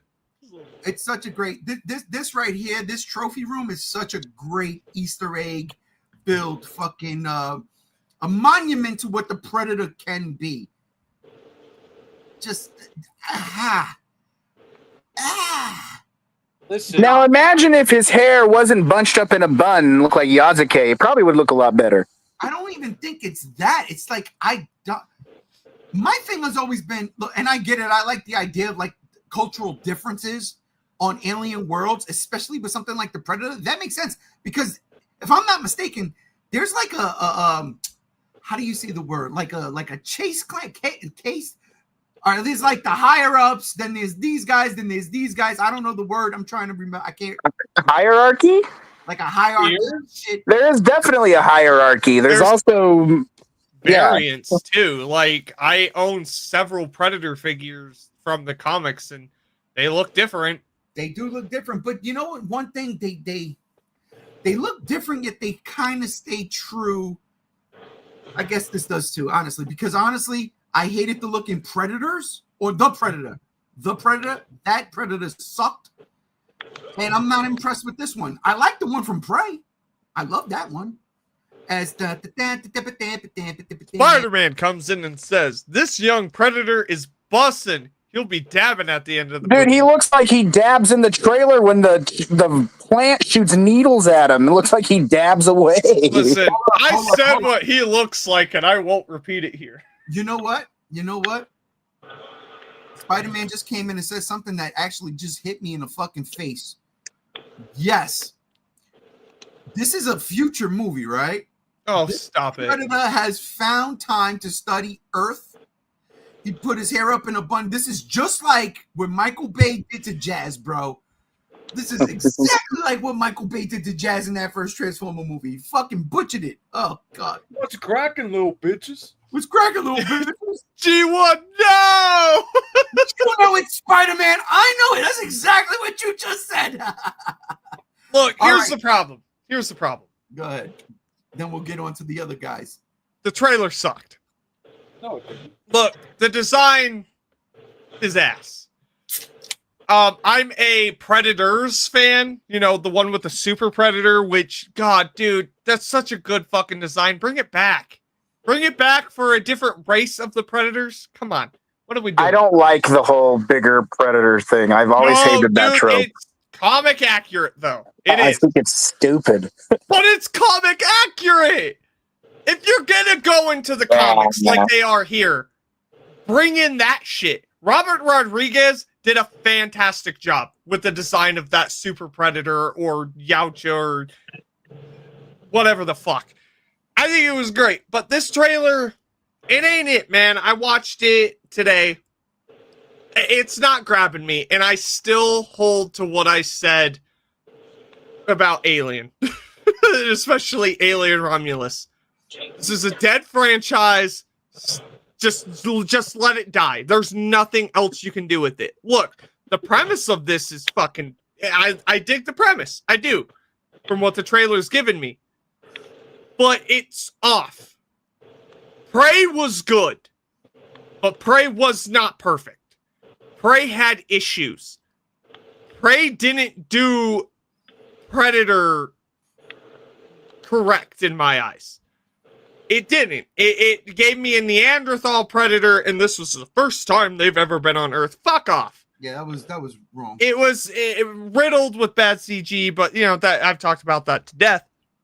Whereas this gives me, yeah, it seems like it's gonna focus on this young Predator as the protagonist. I'm all for that. It's not that it seems. It's already established. It is. This is the character we follow from start to finish. And yo, I'm down for something like that because I'm also an advocate of doing a Godzilla movie where it focuses on Godzilla. I'm all for that. The problem is, it looks lame. It's like they're on a planet. He's got to hunt this big fucker. It's a coming of age predator story, which inherently can work. Am I allowed to spoil some shit? We're gonna in a minute, but okay. Rob and Gam Gam's take. Okay, because yeah, it's opening up worlds and it is confirming things, and then I sit here and yeah, like Spider-Man said earlier, what's going on? 3 predators crash landed on Antarctica, and they looked like 3 times the size of this fucking twerp. This guy looks like a gummy worm that I find in a pack of gummy worms. Where else would I find one? I don't not canon anymore. I don't fucking dig this design. It's wrong. It's wrong. Hold up. Something's not right here. Something's not grabbing me. And before I'm gonna shut you down because I'm gonna go to the next one. But you just said something that you fucking the gummy worm? The worm. This looks like a blood worm we used to use going fishing. Yes! Had the fucking the brown, the fucking weird fucking hair thing on the damn blood worm. You open the mouth and the pincers come out just like that. You stick the fucking hook in it and you cast your reel. Holy shit, that's exactly what it looks like. He looks like a fucking lure. It's off. Like, to me, this whole trailer's off. The design's off. Everything's off. I can't get invested. And I'm sorry. Covenant? Romulus? Spoiled. Like, it's done. Fuck those movies. I get the same vibe with those that I get here. Why should I give a flying motherfuck? You've burned me twice. And once while you were... No. Yeah, Romulus was owned by Disney at the time. Fuck off! Gams, I'm coming to you. Let me ask you a question. What's up? This trailer... No, matter of fact, Gams, hold that thought. I'm going to go to Rob. Okay. Yeah, I'm going to go to Rob first. Because, Rob, this trailer or that Predator Killer of Killers trailer that we didn't get to talk about, completely forgot, because that came out during the week of your birthday, and we did your birthday celebration. So, what do you think? Killer of Killers, or Predator Badlands? What was your favorite trailer? Apples and oranges, buddy. That's what I'm talking about. Okay. Apples and oranges. They both do something different. They both present a different fucking story. Killer of Killers, that looks fucking batshit insane. It's not going to be limited by a live action filter. It's going to be animated and it's going to be stylized and cool. Fire, fucking love it. I'll be there. And this trailer, what?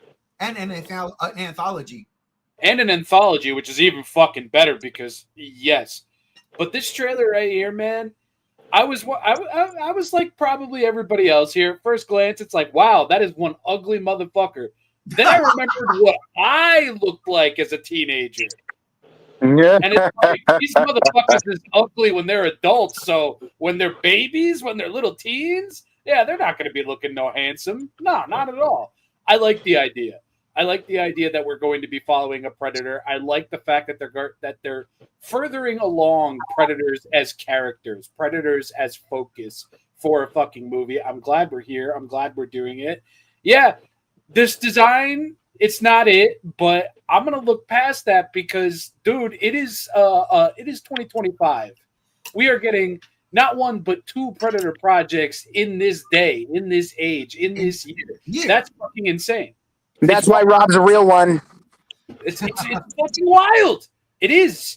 And Dan Trachtenberg, not everything the man says is music to my ears. But when I hear him talk about this and the comparisons to Shadows of the Colossus and all that fun stuff, I'm about it. I'm just about it. I'm one of those people that just takes a knee and it's like, yep, I'm going to go see this in theaters. Because not only are you doing something that's only been a side plot in other movies, you're making it the entire fucking movie. The first hunt, the fucking, like, everything.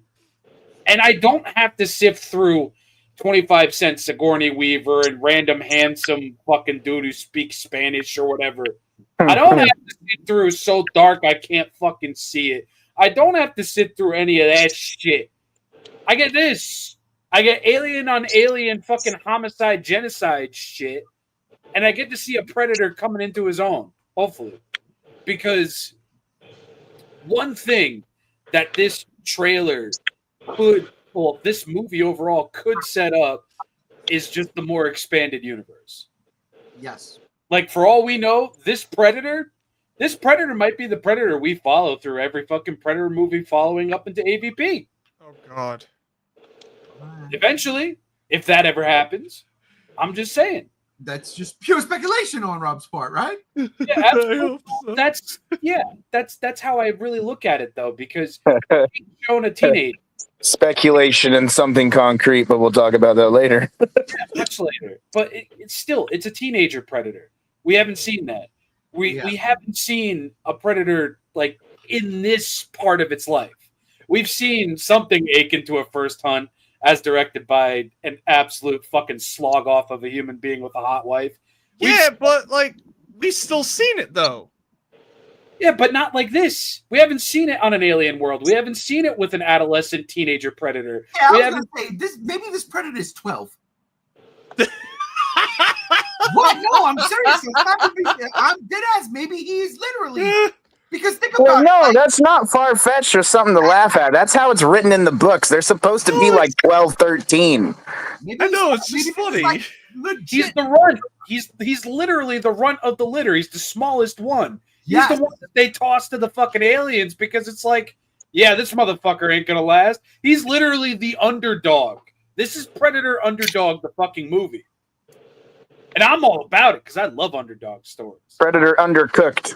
All right, real quick. I'm gonna jump to the comment section real quick. Before JR reads Spider-Man, you should read Spider-Man versus Predator #1 because it is dope. It's so fucking dope. It's probably better than this picture. That's true.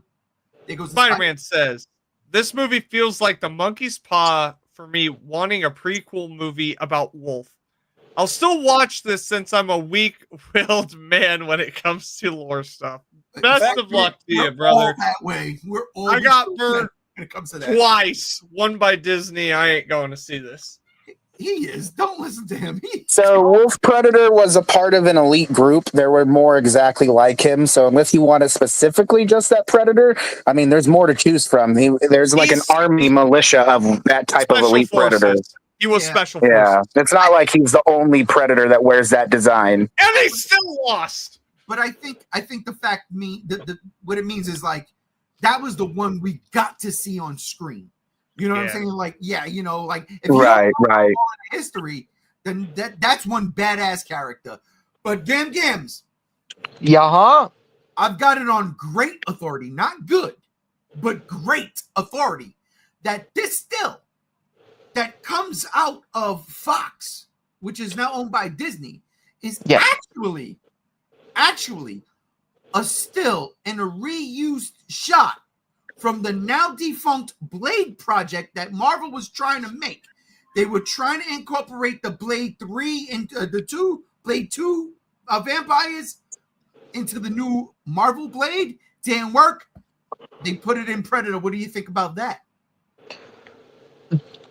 That's pretty cool. I mean, if you're not going to use certain shots from one franchise, just recontextualize them and put them in another. That's really cool. I like that, and I like this whole trailer. I was thoroughly impressed, personally, because we've never seen a protagonist Predator, at least not since that one Predator movie that we don't talk about. So, you know, I feel like this is potential to get this concept done right and done well. And I really like the design of this little kid Predator. And I'm excited to see where it goes. And that's really cool that they're incorporating Blade into that. You know, at least in spirit. You're playing along, right? You're just playing along, man. I set that up. That was complete lie. Oh, well, why did you lie to me? Because I thought you would get the joke. You're a comic book fan. Fuck. No, sorry. Yeah, what are you guys having for dinner tonight? Predator. I had diner food. Well, that's good. Let's get into the spoilers because all right, here's a question. Who's going to do it first? We know who showed it first, but who's going to do it first? Is it going to be Alien Earth or is it going to be why does she have a wailing Utani fucking symbol in her eyeballs? Kind of like the kid did in Alien Romulus. The droid did. Because she's a white woman. The W stands for white. Wait, Wait, it's Disney. Doesn't stand for woke. Oh, yeah. All right, all right. Alien Romulus, it stood for woke. It did, but here it stands for white. I get it. I see what you're doing. That's fucked up. Oh man, The woke droids versus the white droids.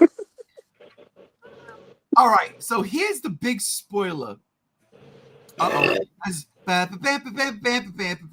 Spider-Man comes in and says, "Black goo bros, we're bet." Spider-Man, only you have black goo, bro. Come on, get rid of it. He's shooting ropes. What did you think? Like, all right, I'm gonna start with you, Chase. Obviously, right? What did you think? Did you know this was going to happen before you saw the trailer, or was this spoiled in the trailer, which made you mad?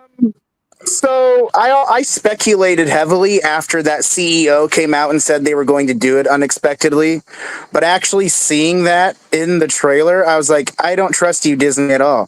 Yeah, and I was very disappointed, but then excited when I came to that realization. But no, I didn't think I speculated, but I didn't think it was going to happen.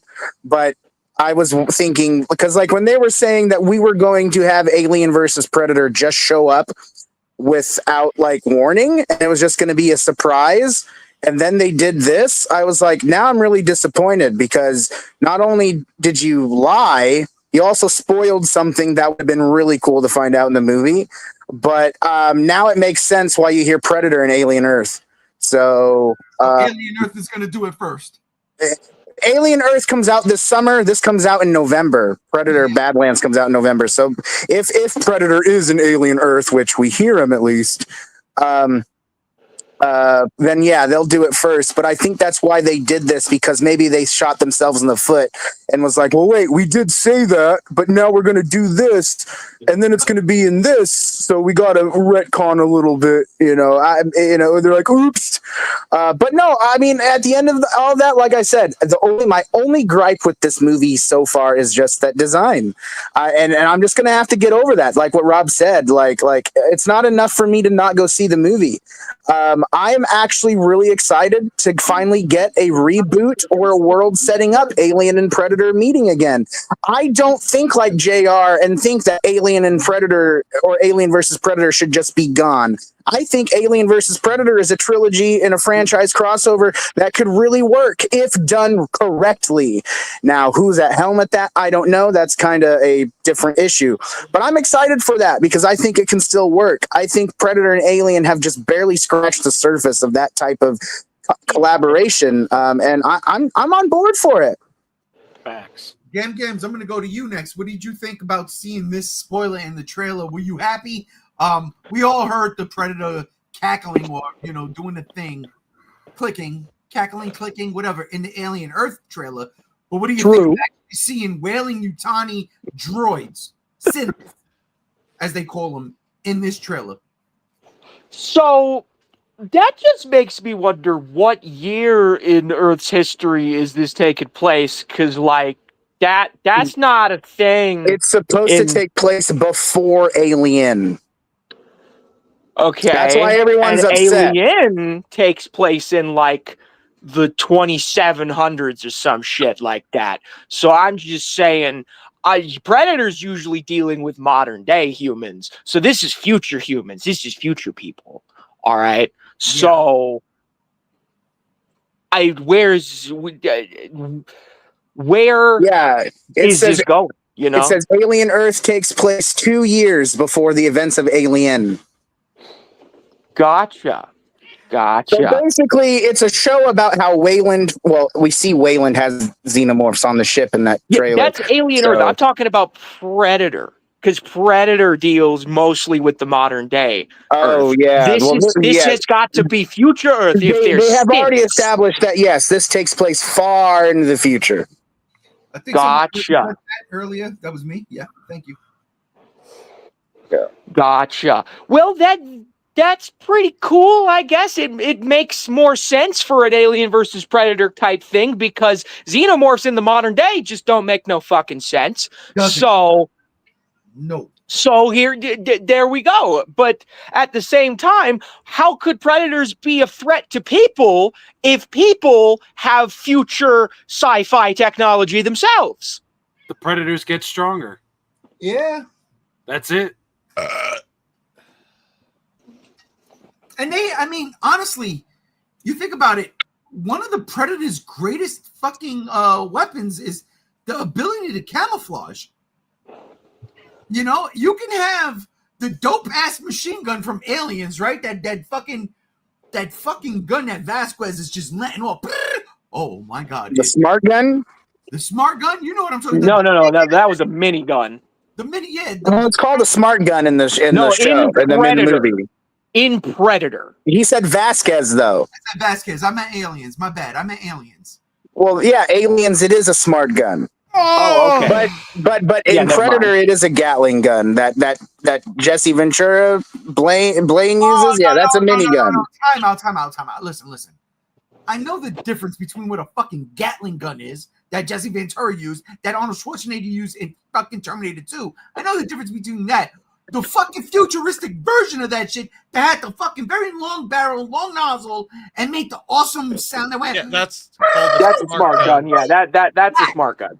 That shit right there. Well, then obviously you don't know the difference, Ray, or else you would know. Jesus. I didn't know the name of it. All right, y'all nerds were correcting me with the name, but I know. Oh, so now we're nerds. God, let's just go, guys. Just throwing out the N-word up in here. This prejudice. Whoa! Speaking of N-word, Monsterverse Rodan comes in and says, "Was that an engineer skull above the human skull in the trophy room? Did they kill a handsome Squidward like Ahab from the comic? No, that's Terminator. Wait." Above the human. Fuck, maybe, yeah. No, I can't tell. I don't know if that's actually an engineer skull, but we'll see. No, Listen. I saw the zoom in on it. It looks like a T200 or 100, whatever they're called. Look, it's not smooth enough to be an engineer skull. I'm gonna be honest with you. At the far left, top far left, I thought that was a head crab from Half-Life. I thought the same thing. Thank you. But it's actually shockerish. It's Shockurous, LMAO. Like, legit, I was like, oh my god, he's gonna be humping heads, Gordon. Fuck. Listen, I don't mean to interject, but I'm going to you next anyway.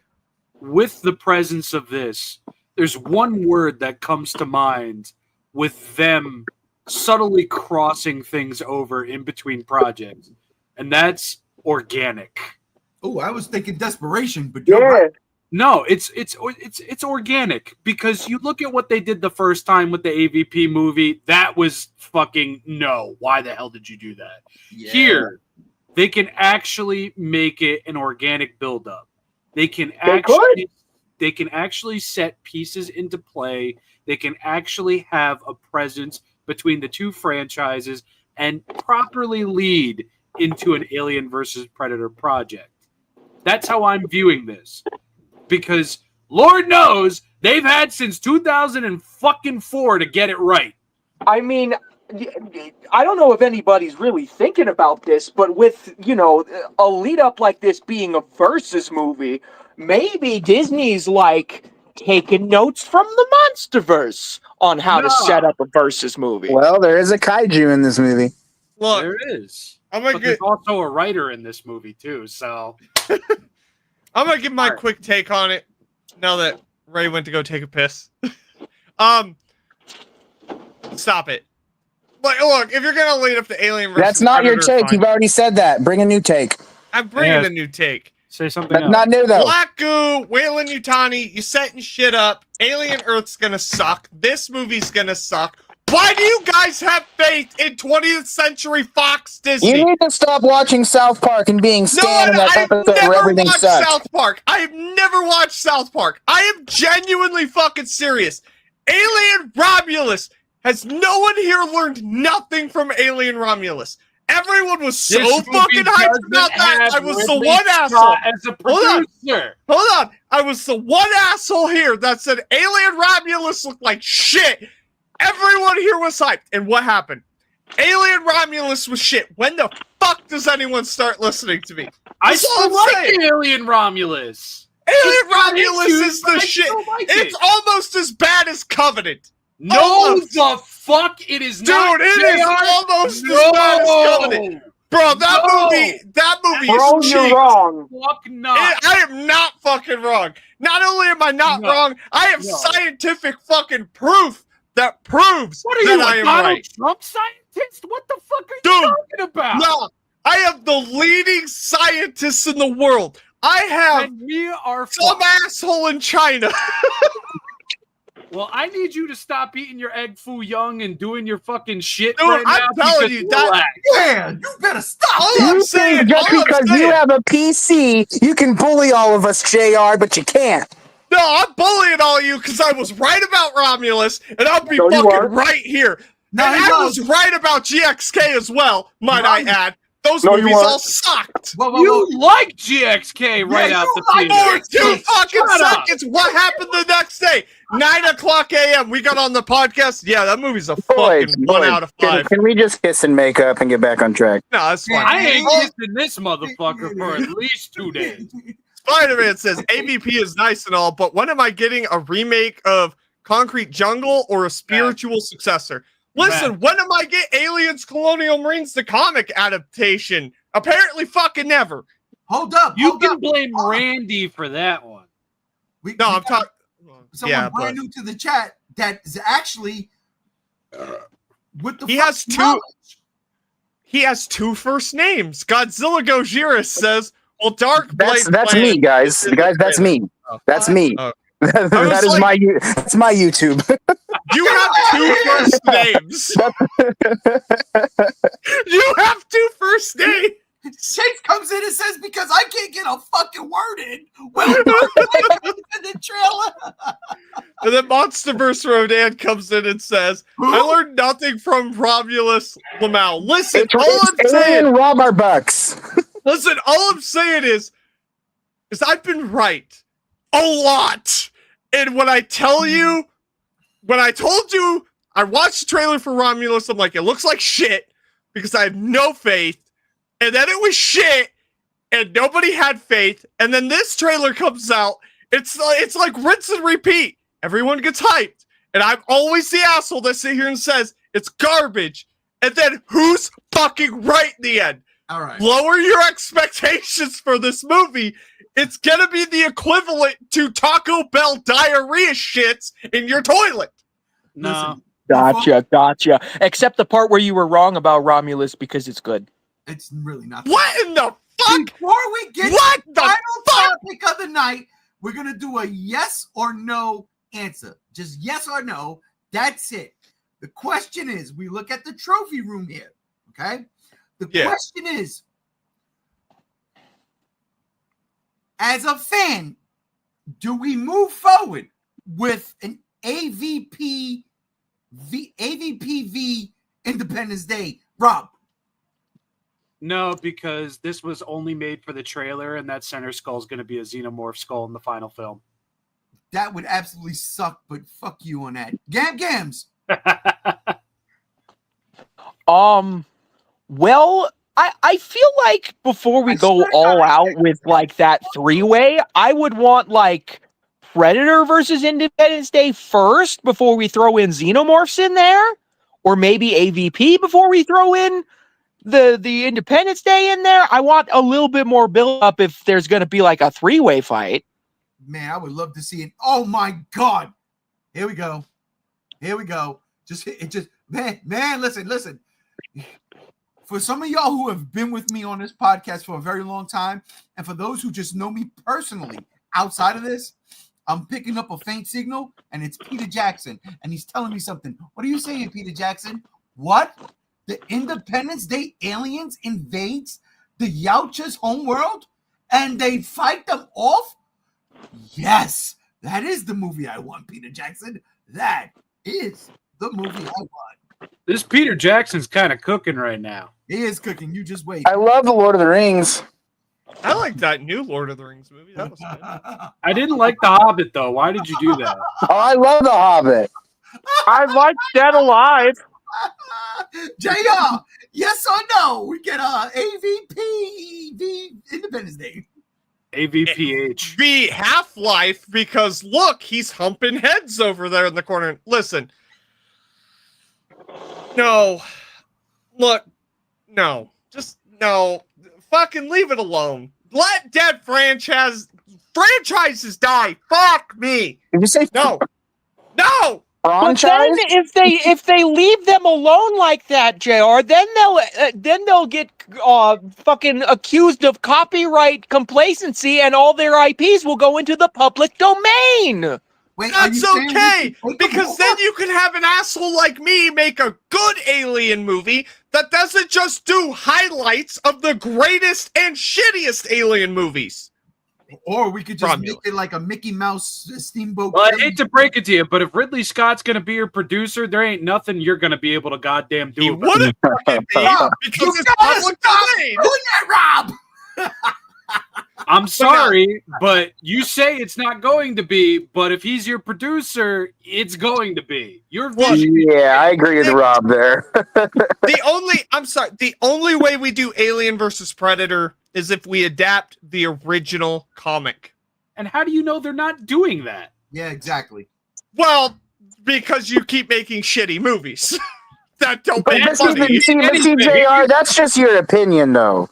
But that's the best part. So, Brother Chase, the question, yes or no?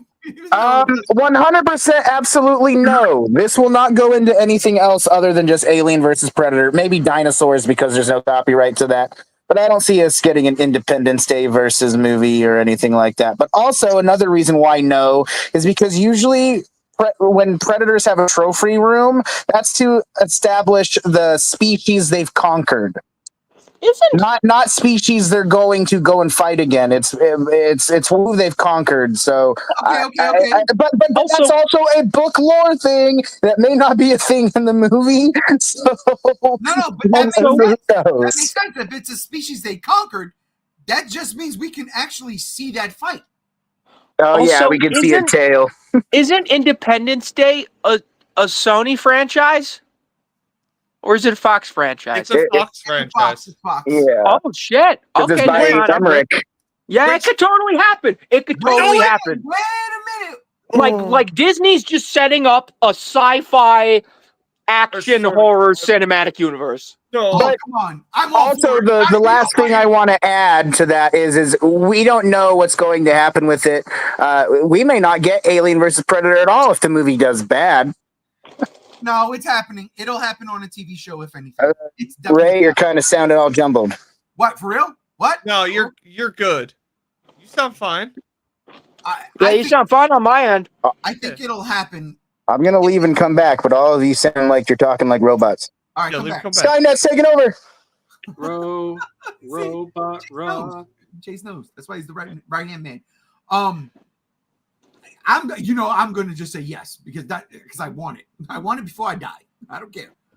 I don't care if it makes sense or not. I just want it. You do it in there. It's an Easter egg. It's always been Predator 2. It was an Easter egg, and then we got what we got then. But now's a different story. But ladies and gentlemen, we are at the final stages of the night. You know it. I know it. You love it. And we hate it. It is time for Unpopular Opinion. End of the month status. Let's get it going. You know what? Gams, I think I'm going to start with you. Okay. What is your wait, before you go though. Spider-Man says, I've been waiting for this topic. Oh, okay, all right. I'm sorry, Gams. I didn't mean to cut you off for Spider-Man dropping the fucking web midstream swing. I'm just kidding. Oh lordy. Anyways, my unpopular opinion for this month, kind of topical. I mentioned it previously, but I'm not a big fan of the pre-Skyrim Elder Scrolls games. A lot of people love them. A lot of people love Morrowind. A lot of people love Daggerfall, Arena, even a OG non-remastered Oblivion. Not me. No. They're too rudimentary.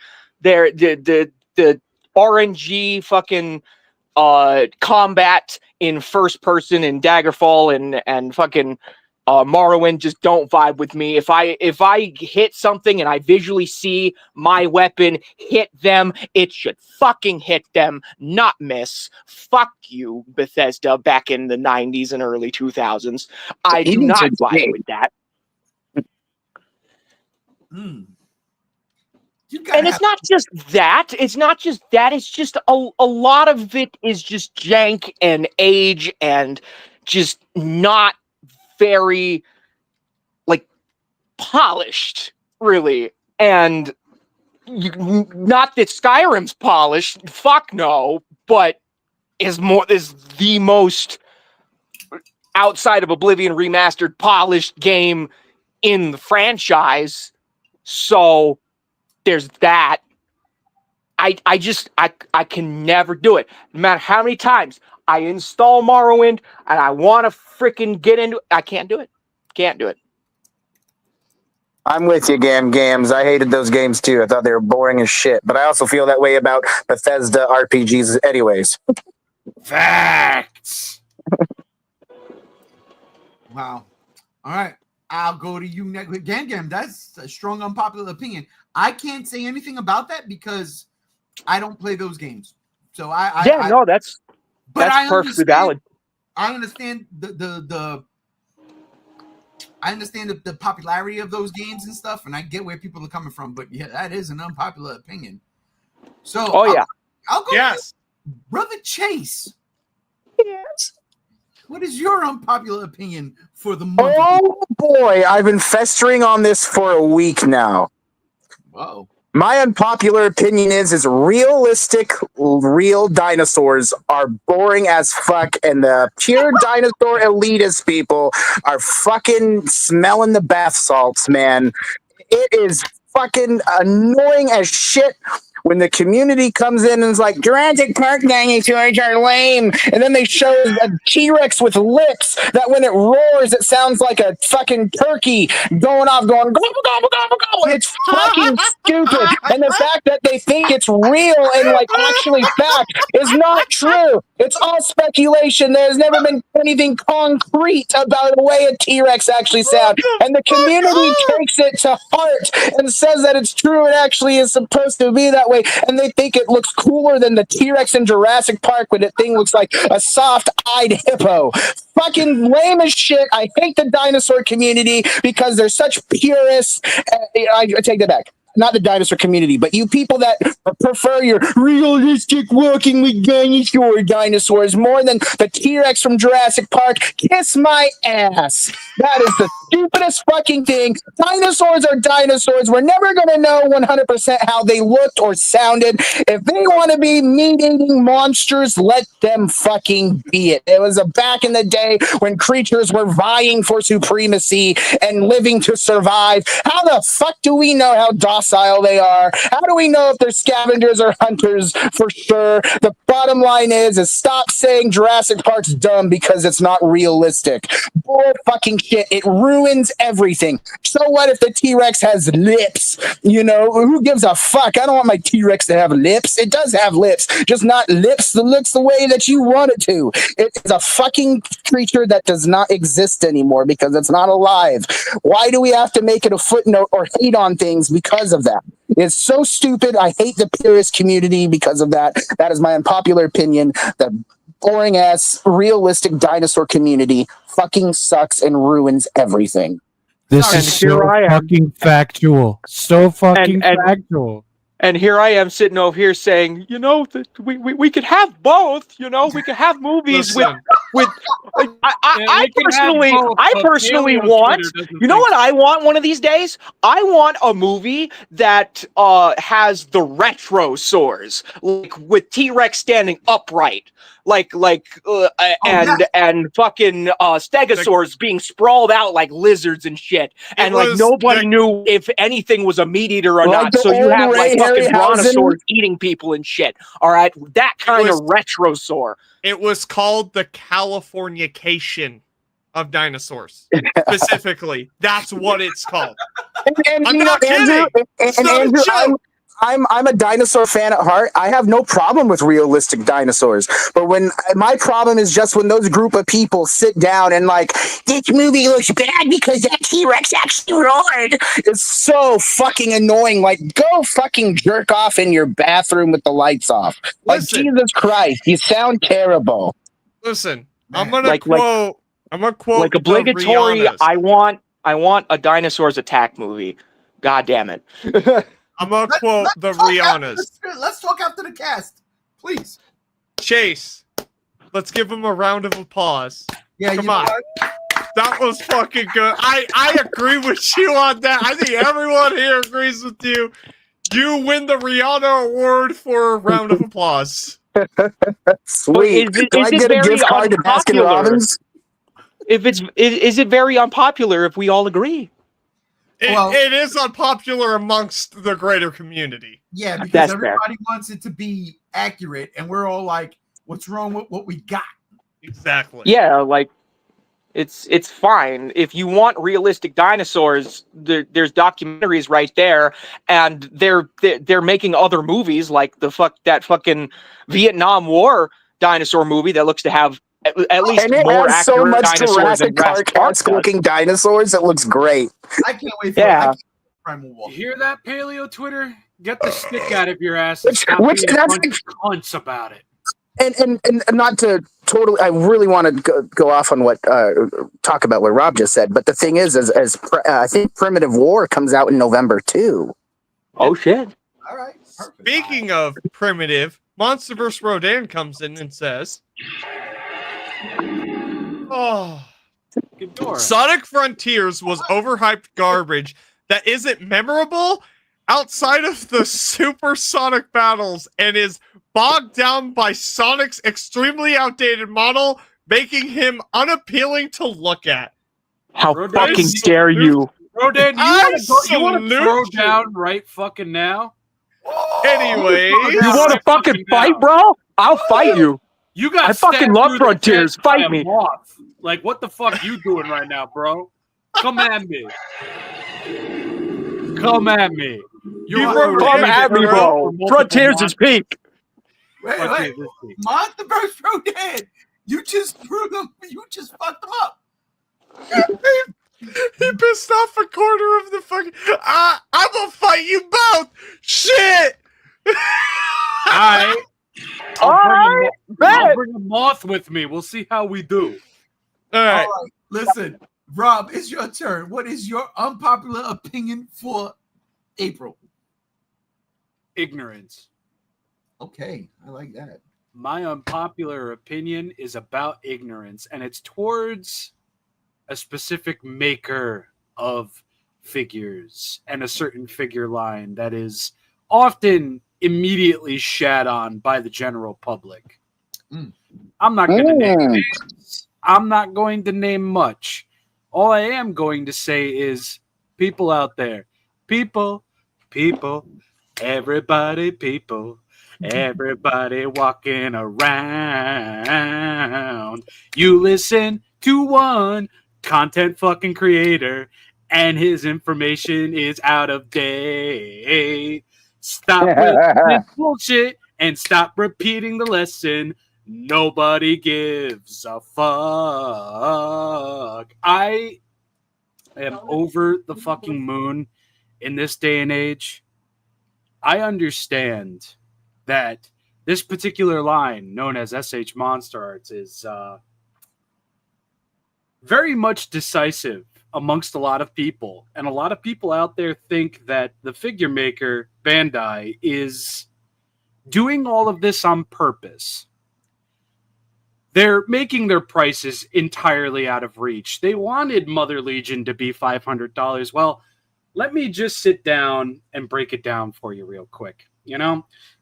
Because a lot of people like to say, well, SH Monster Arts, Mother Legion, it's the same price as an X Plus. Well, here's why you're fucking stupid, all right? An X Plus, its price point and everything, it's all towards its size, it's all towards its paint applications. When it comes to an SH Monster Arts figure, it's all towards its tooling, it's all towards the development, it's all towards its time in the factory, assembly, this, that, and the other third. I assure you that just because Bandai is a massive fuck-off company that literally is the closest thing that Japan has to a fucking monopoly, just because of that, doesn't mean they are exempt for paying for shit. They are not exempt from the stresses and the issues that we ourselves as collectors face in this day and age as well. So when I say ignorance, I say maybe dig a little bit deeper into things, as there is a person out there that has directly talked with Tamashii and Bandai on a rather regular basis. And a lot of these criticisms that you're tossing out back and forth, like there's no fucking tomorrow, there's actually answers to all of this. There truly is. And yes, some of it is on Bandai, but some of it is on Legendary. Some of it is on the fact that material costs fucking suck. And some of it is on the fact that, listen, we are in 2025. There was never an SH Monster Arts figure that came out back in the day that was $50 at MSRP. Yes, there was. No, shush. The 94 Godzilla. Drew, can you shut the fuck up? Okay. Can you let me get to my point? Fine. All right. Be wrong. Yeah, you better.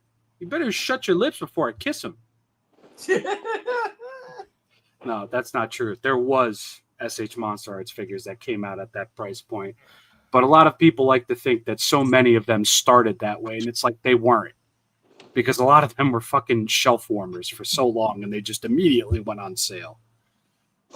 All I'm trying to say here is, just because somebody says something and it sounds like the right thing, doesn't mean it's the right fucking thing. And I assure you, if you go to the right channels, if you go through the right informational highways, you are going to find answers to a lot of your criticisms, and you're going to feel foolish. And I, for one, can say that because I was one of those people. Yes, you were. I was there. I absolutely was. Drew was there. A lot of people here were there. I've been educated, and I understand now where all of this is coming from. And yes, Bandai, billion yen fucking company. Who gives a fuck? That's not the point. They're just as getting fucked over as we are. And you might not fucking agree with it, but shitting on something that you don't even fucking own, that you don't even have fucking in hands of right off the fucking bat is stupid. Yep. It's critically fucking stupid. And you look stupid fucking doing it. And I can say that because I used to do the exact same fucking thing. And let me tell you, I hate that I fucking did. So my unpopular opinion for the month of April is, instead of following like so many people do your own research. Go onto a specific website as known as thearticulationseries.com and maybe read a couple of fucking interviews with some of these people. Because I assure you, you'll learn something, and your fucking viewpoint will change. Because I also assure you, you know why Hayek can do stuff cheaper? It's because they're in China. You know why Bandai can't? It's because they're based in Japan. You ever think about that? Or did you just immediately think that Bandai fucking hates you and wants to scalp you of all your money? Well, yes. No, that's literally the truth. They're directly in China. That's where all the factories are. So then, what do you say on those that do prefer Haya over SH Monster Arts, though, because of the toys looking better? Well, that's just a matter of opinion. Yeah, it's just a matter of opinion. But if you're out here and fucking like calling like Godzilla 2000 a pile of shit, this isn't that, this isn't this, it's like, well, for one thing, you don't fucking have it. And for another thing, this isn't a war between Haya and Bandai because they both answer to the same copyright distributor. They both answer to Toho. Yeah. Gotcha. I was just curious about like if this was like something between that or if it was just strictly, what you were talking about. I didn't know if it was like you say like do you have like are you saying, I guess my question is going, do you prefer both or do you have a preference over one another? I, at this point in my time as a collector, like both because they both give me something different. One gives me more articulation. One gives me a lot more of screen accuracy. I like both, and I like that we live in a time where we can have both. What I hate is the immediate SH Monster Arts and Bandai are fucking shit when so many people just ignore the fact that there are answers to a bunch of your fucking questions that you're choosing to ignore. Gotcha. That was Rob's worst unpopular opinion since we started the thing. His best one was the first one, but no, I'm only kidding. I love that, brother. I fucking love that. As we Spider-Man says, my unpopular opinion is that we're getting priced out of toy collecting due to a variety of factors, many outside of our control, and eventually we'll have to let the hobby go. Yes. It's hard. Dinosaur office! Roar! Yeah, I've already canceled tons of my pre-orders because there's just no way I'm going to be able to afford them. Yeah, I canceled my ass too. So I know It's unfortunate. And JR, I was going to let you go next, but I'm lying because you're going to go last because you told me yours was going to be fast. And I want you here for mine. What did I do? What did I do to hurt you? You didn't do You anything. put on your glasses. Yeah, you put. Yes. Now I can't see who you really are. Yeah, that's not even the real JR. Dun, dun, dun, dun, dun, dun, dun, dun, dun, dun. Batman's better. Batman is better. Okay, my unpopular opinion. Listen, we talked about Oblivion today, right? And in Oblivion, it's a fantasy-based game, and yes, it is. It is high fantasy. High fantasy. I'm not my style, right? But that's playing games. I would maybe break down and get into one of them for at least 2-3 days, right? It gives you a sense of purpose. But you know what high fantasy don't give you a sense of purpose? And I'm sick and fucking tired of you fucking millennials fucking telling me that this is the best. It's not. Because are you talking about Harry Potter? Rings trilogy is so fucking overrated. Peter Jackson, what did you do, Peter Jackson? You dropped the fucking ball, Peter Jackson. You want to make a fucking movie? You make a piece of shit. A trilogy's a piece of shit. And you know what? For a long time, I was caught up with that second movie, right? I was caught up. I watched that shit recently. I watched all 3 of them recently. I watched that second one. I said, you know what? It is the best one out of the 3, but it ain't good. But it ain't good. Listen, the greatest fucking trilogy of all time, and it ain't The Godfather. Sorry, Rob. You're wrong. No, you're right. Star Wars. It is Star Wars. The original trilogy. Episodes fucking 4, 5, 6 is the greatest trilogy ever made. But everybody wants to hark upon Lord of the Rings. Lord of the Rings. Yeah. And listen, this is why it's unpopular, right? I understand what Lord of the Rings did. $1 billion franchise. At that time, Star Wars didn't do it. You had to do inflation to be like, oh, it would have been $1 billion franchise. You know when Star Wars killed them? In toys.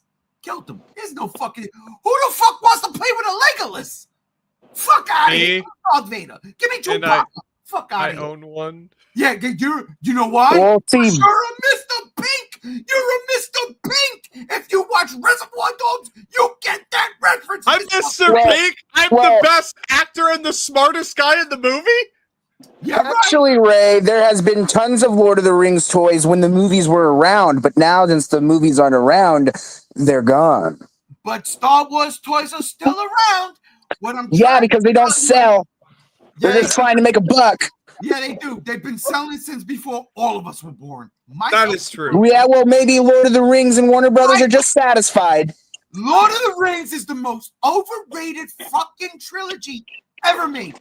The Hobbit trilogy is better than the Lord of the Rings trilogy. You know why? I'm not mad at that. Because Peter Jackson was like, all right, maybe I went a little too far with the stupid slow-mo shit and the stupid plastic faces. Yo, fucking Frodo. Oh, yeah? Oh, yeah? Well, Star Trek's better than Star Wars. Oh, shut your... That is not even fucking true at all. And then you got... it's the fucking... Yo, bro, all they do is walk. Literally. Clerks. Fucking Clerks 2 fucking nailed it. All they do is walk. Yes. What the fuck is the point of the first movie? Listen, okay, as someone who's going to be interviewing people from the Clerks, can I ask you a question real quick? Sure. Did you watch the Lord of the Rings and not read the books? I started to read the books. The books open up with a fucking song, and I was like, how do I make this work? No, and that's fair. That's down. I just wanted to ask because... Shut it down. See, but that's my point. Yeah. That's my point. Whereas Peter Jackson took something, and don't get me wrong, I'm not going to knock on Tolkien. I'm knocking on Peter Jackson, okay? I'm knocking on the movies. I'm not knocking on what Tolkien did. Because for that, then I'll knock on the Bible. You see what I'm saying? Yeah. George Lucas created a universe. Peter Jackson aped a universe. Fuck out of here with that bullshit. And you want to suck him off and make him the greatest thing. He aped twice because he also aped with the ape. He aped with King Kong. And don't get me wrong, I do like 20. That movie's fucking amazing. I What? like 2005 King Kong. I do. And the extended cut's even better. Dad, don't make me an enemy of you. You are my favorite person on this thing outside of everybody else. Yes, Return of the Jedi, it's better than any of those Lord of the Rings movies. Fuck those movies. Fuck those movies. And I say that shit with high confidence. You know what comes out this weekend? The 20th anniversary of Revenge of the Sith. Now, that's this weekend? That's this weekend. Yes. Now, I'm not saying that Yes, it is. the prequel trilogy is the best. I'm not saying that. But for the love of God, Revenge of the Sith. Revenge of the Sith is a legitimately good movie. That is Star Wars fucking canon. Everything else you can kick to the side. Revenge of the Sith is it. Revenge of the Sith and the Clone Wars TV show. Absolutely. But Lord of the Rings, are you man, listen, I'm sorry. Y'all can't be serious. The first movie was boring as fuck. The second movie, I got caught up in the hype. The third movie has 17 endings. Why can't we pick one? What the fuck are we doing here? And it's boring up until then. Fuck out of here. Lord of the Rings, overrated, unpopular opinion, because I know that movie also won Academy Awards. So I've been watching Lord of the Rings every night since about December now. No wonder. And I'm going to tell you 100% you are wrong. I love the Lord of the Rings. I think it is a great trilogy, but I don't think it's the best trilogy. Shit. It is his unpopular opinion. And what he has confirmed is instead of us watching fucking anything, I'm going to force his ass to watch the Lord of the Rings trilogy. Yes. One day before we go to Jeff's I just don't think he likes sensitive men. He doesn't like sensitive stories. He doesn't like sensitive masculinity. It's so fucking weird. Look, and honestly, you're genuinely not the only person that has said this. And as much as I disagree, dude, I respect it. I do. It doesn't click with you, and that's fine. I'm not knocking none of y'all. Honestly. No, it Like, just when doesn't Rob was click with cracking you. on- That's fine. When Rob went off on King Ghidorah, like this isn't that. I genuinely can't stand this trilogy. It's overrated. It does nothing. It's dumb, boring, and fucking weird at times. The shot selections of the faces of fucking Frodo mouthing people's names. Shut the front door. Get the fuck out of here with that whack shit, bro. It drives me up a fucking wall. If I was to see Han Solo be like, Leia, I would never watch Star Wars again. Thank God I didn't have to live through that shit. Thank fucking God. I hate the Lord of the Rings trilogy. They are fucking stupid. I'd much rather watch The Hobbit because at least in The Hobbit, he stopped all that weird shit.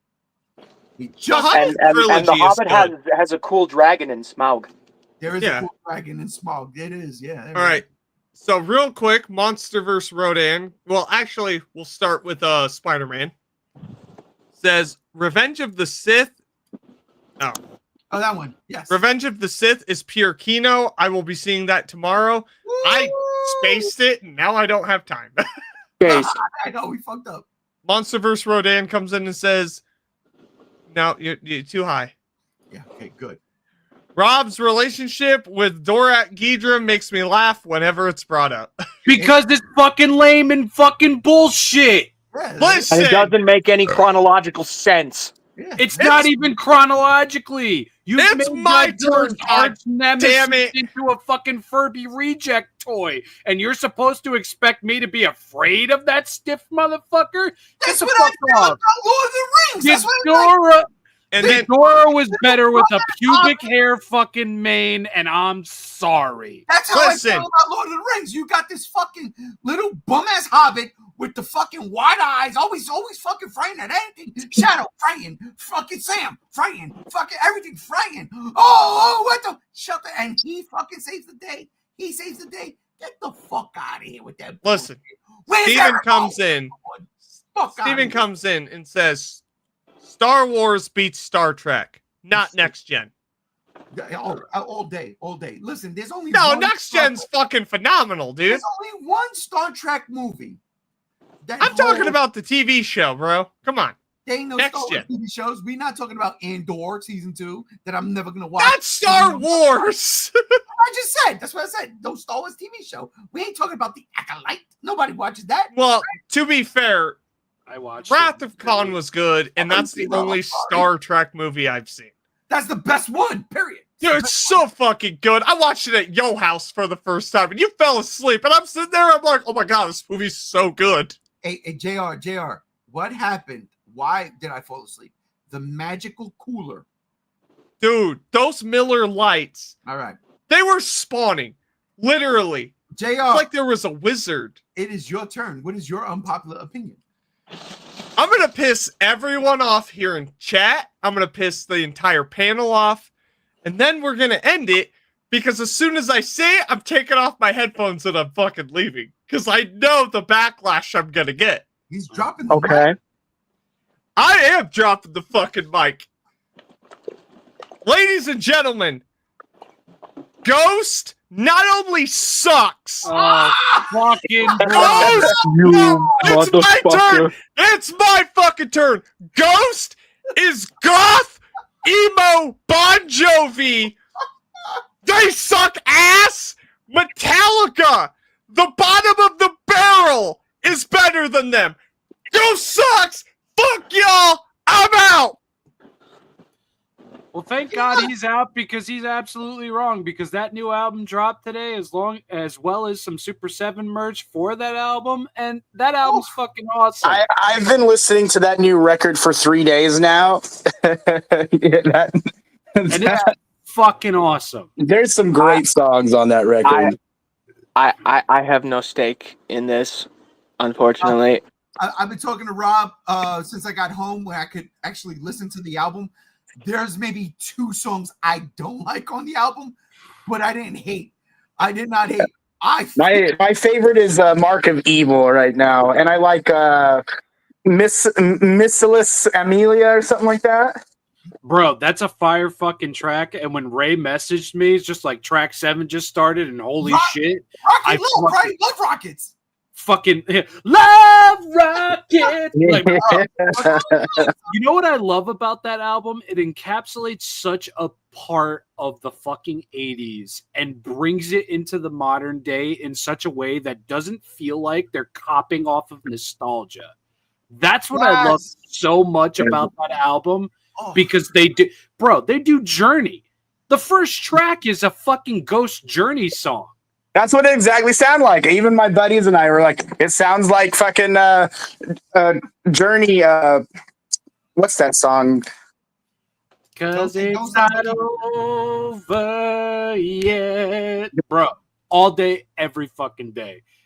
Don't listen to JR. His unpopular opinion just isn't, no. Yeah, I really like that song where they talk about JR. I mean, he probably would like it if he listened to it. I'm going to get into these comments, and then we're going to get the fuck out of here, because this is the earliest we've been out of here this whole month. So, Spider-Man, he's coming for JR. Hell yes. And then my buddy, Monsterverse Rodan. JR is out of his mind. Definitely not. The fight's off, Rodan. We're going to listen to Ghost together, and we're going to have a good time. We're going to have a great time. Fucking after party, we're listening to Ghost and watching wrestling. It's going to be awesome. But listen, that'll do it for this episode of the fucking of the Geek Out. I want to thank everybody here, especially JR, who already left because he knew the backlash was because he's afraid of being torn to shreds. Absolutely. And speaking of backlash May 10th. You know what? We'll stream it live. Why the fuck not? We did WrestleMania night 1. We'll stream Backlash night 1. Night 1. It's only one night. We'll stream Backlash live. So look for that. Let's go. Also, listen, I said it last week. I really wanted to do it this week, but again, things just got in the way. But Comics Cons is coming back. We will do it. My God, when I tell you I got so much shit to talk about, it's insane. Like, the Absolute Universe is absolutely unfucking believable. Can't wait for that. But yes, that's my plugs for this channel. I want to thank everybody here. Rob, plug your shit. You can find me on YouTube as Shinrob Jira. You can find me across most social media platforms as Shinrob Jira, except for TikTok, where there is an underscore. And I just want to take one extra second to say, in a world full of copycats, be an original. And that's it. I like that. Gams. Go for it. I plug. Okay. I'm Gamer Manila on Twitter and Blue Sky. And I'm also Gamer Manila on YouTube. I sometimes comment in the chat with that screen name. I don't really upload anything. I want to start, but I need a new setup. I'm still in the middle of moving into my new place, but as soon as I do, ladies and gentlemen, I'm probably going to get a nice little starter PC, and I'm going to start making content, and it's going to be great. It's going to be great. Awesome.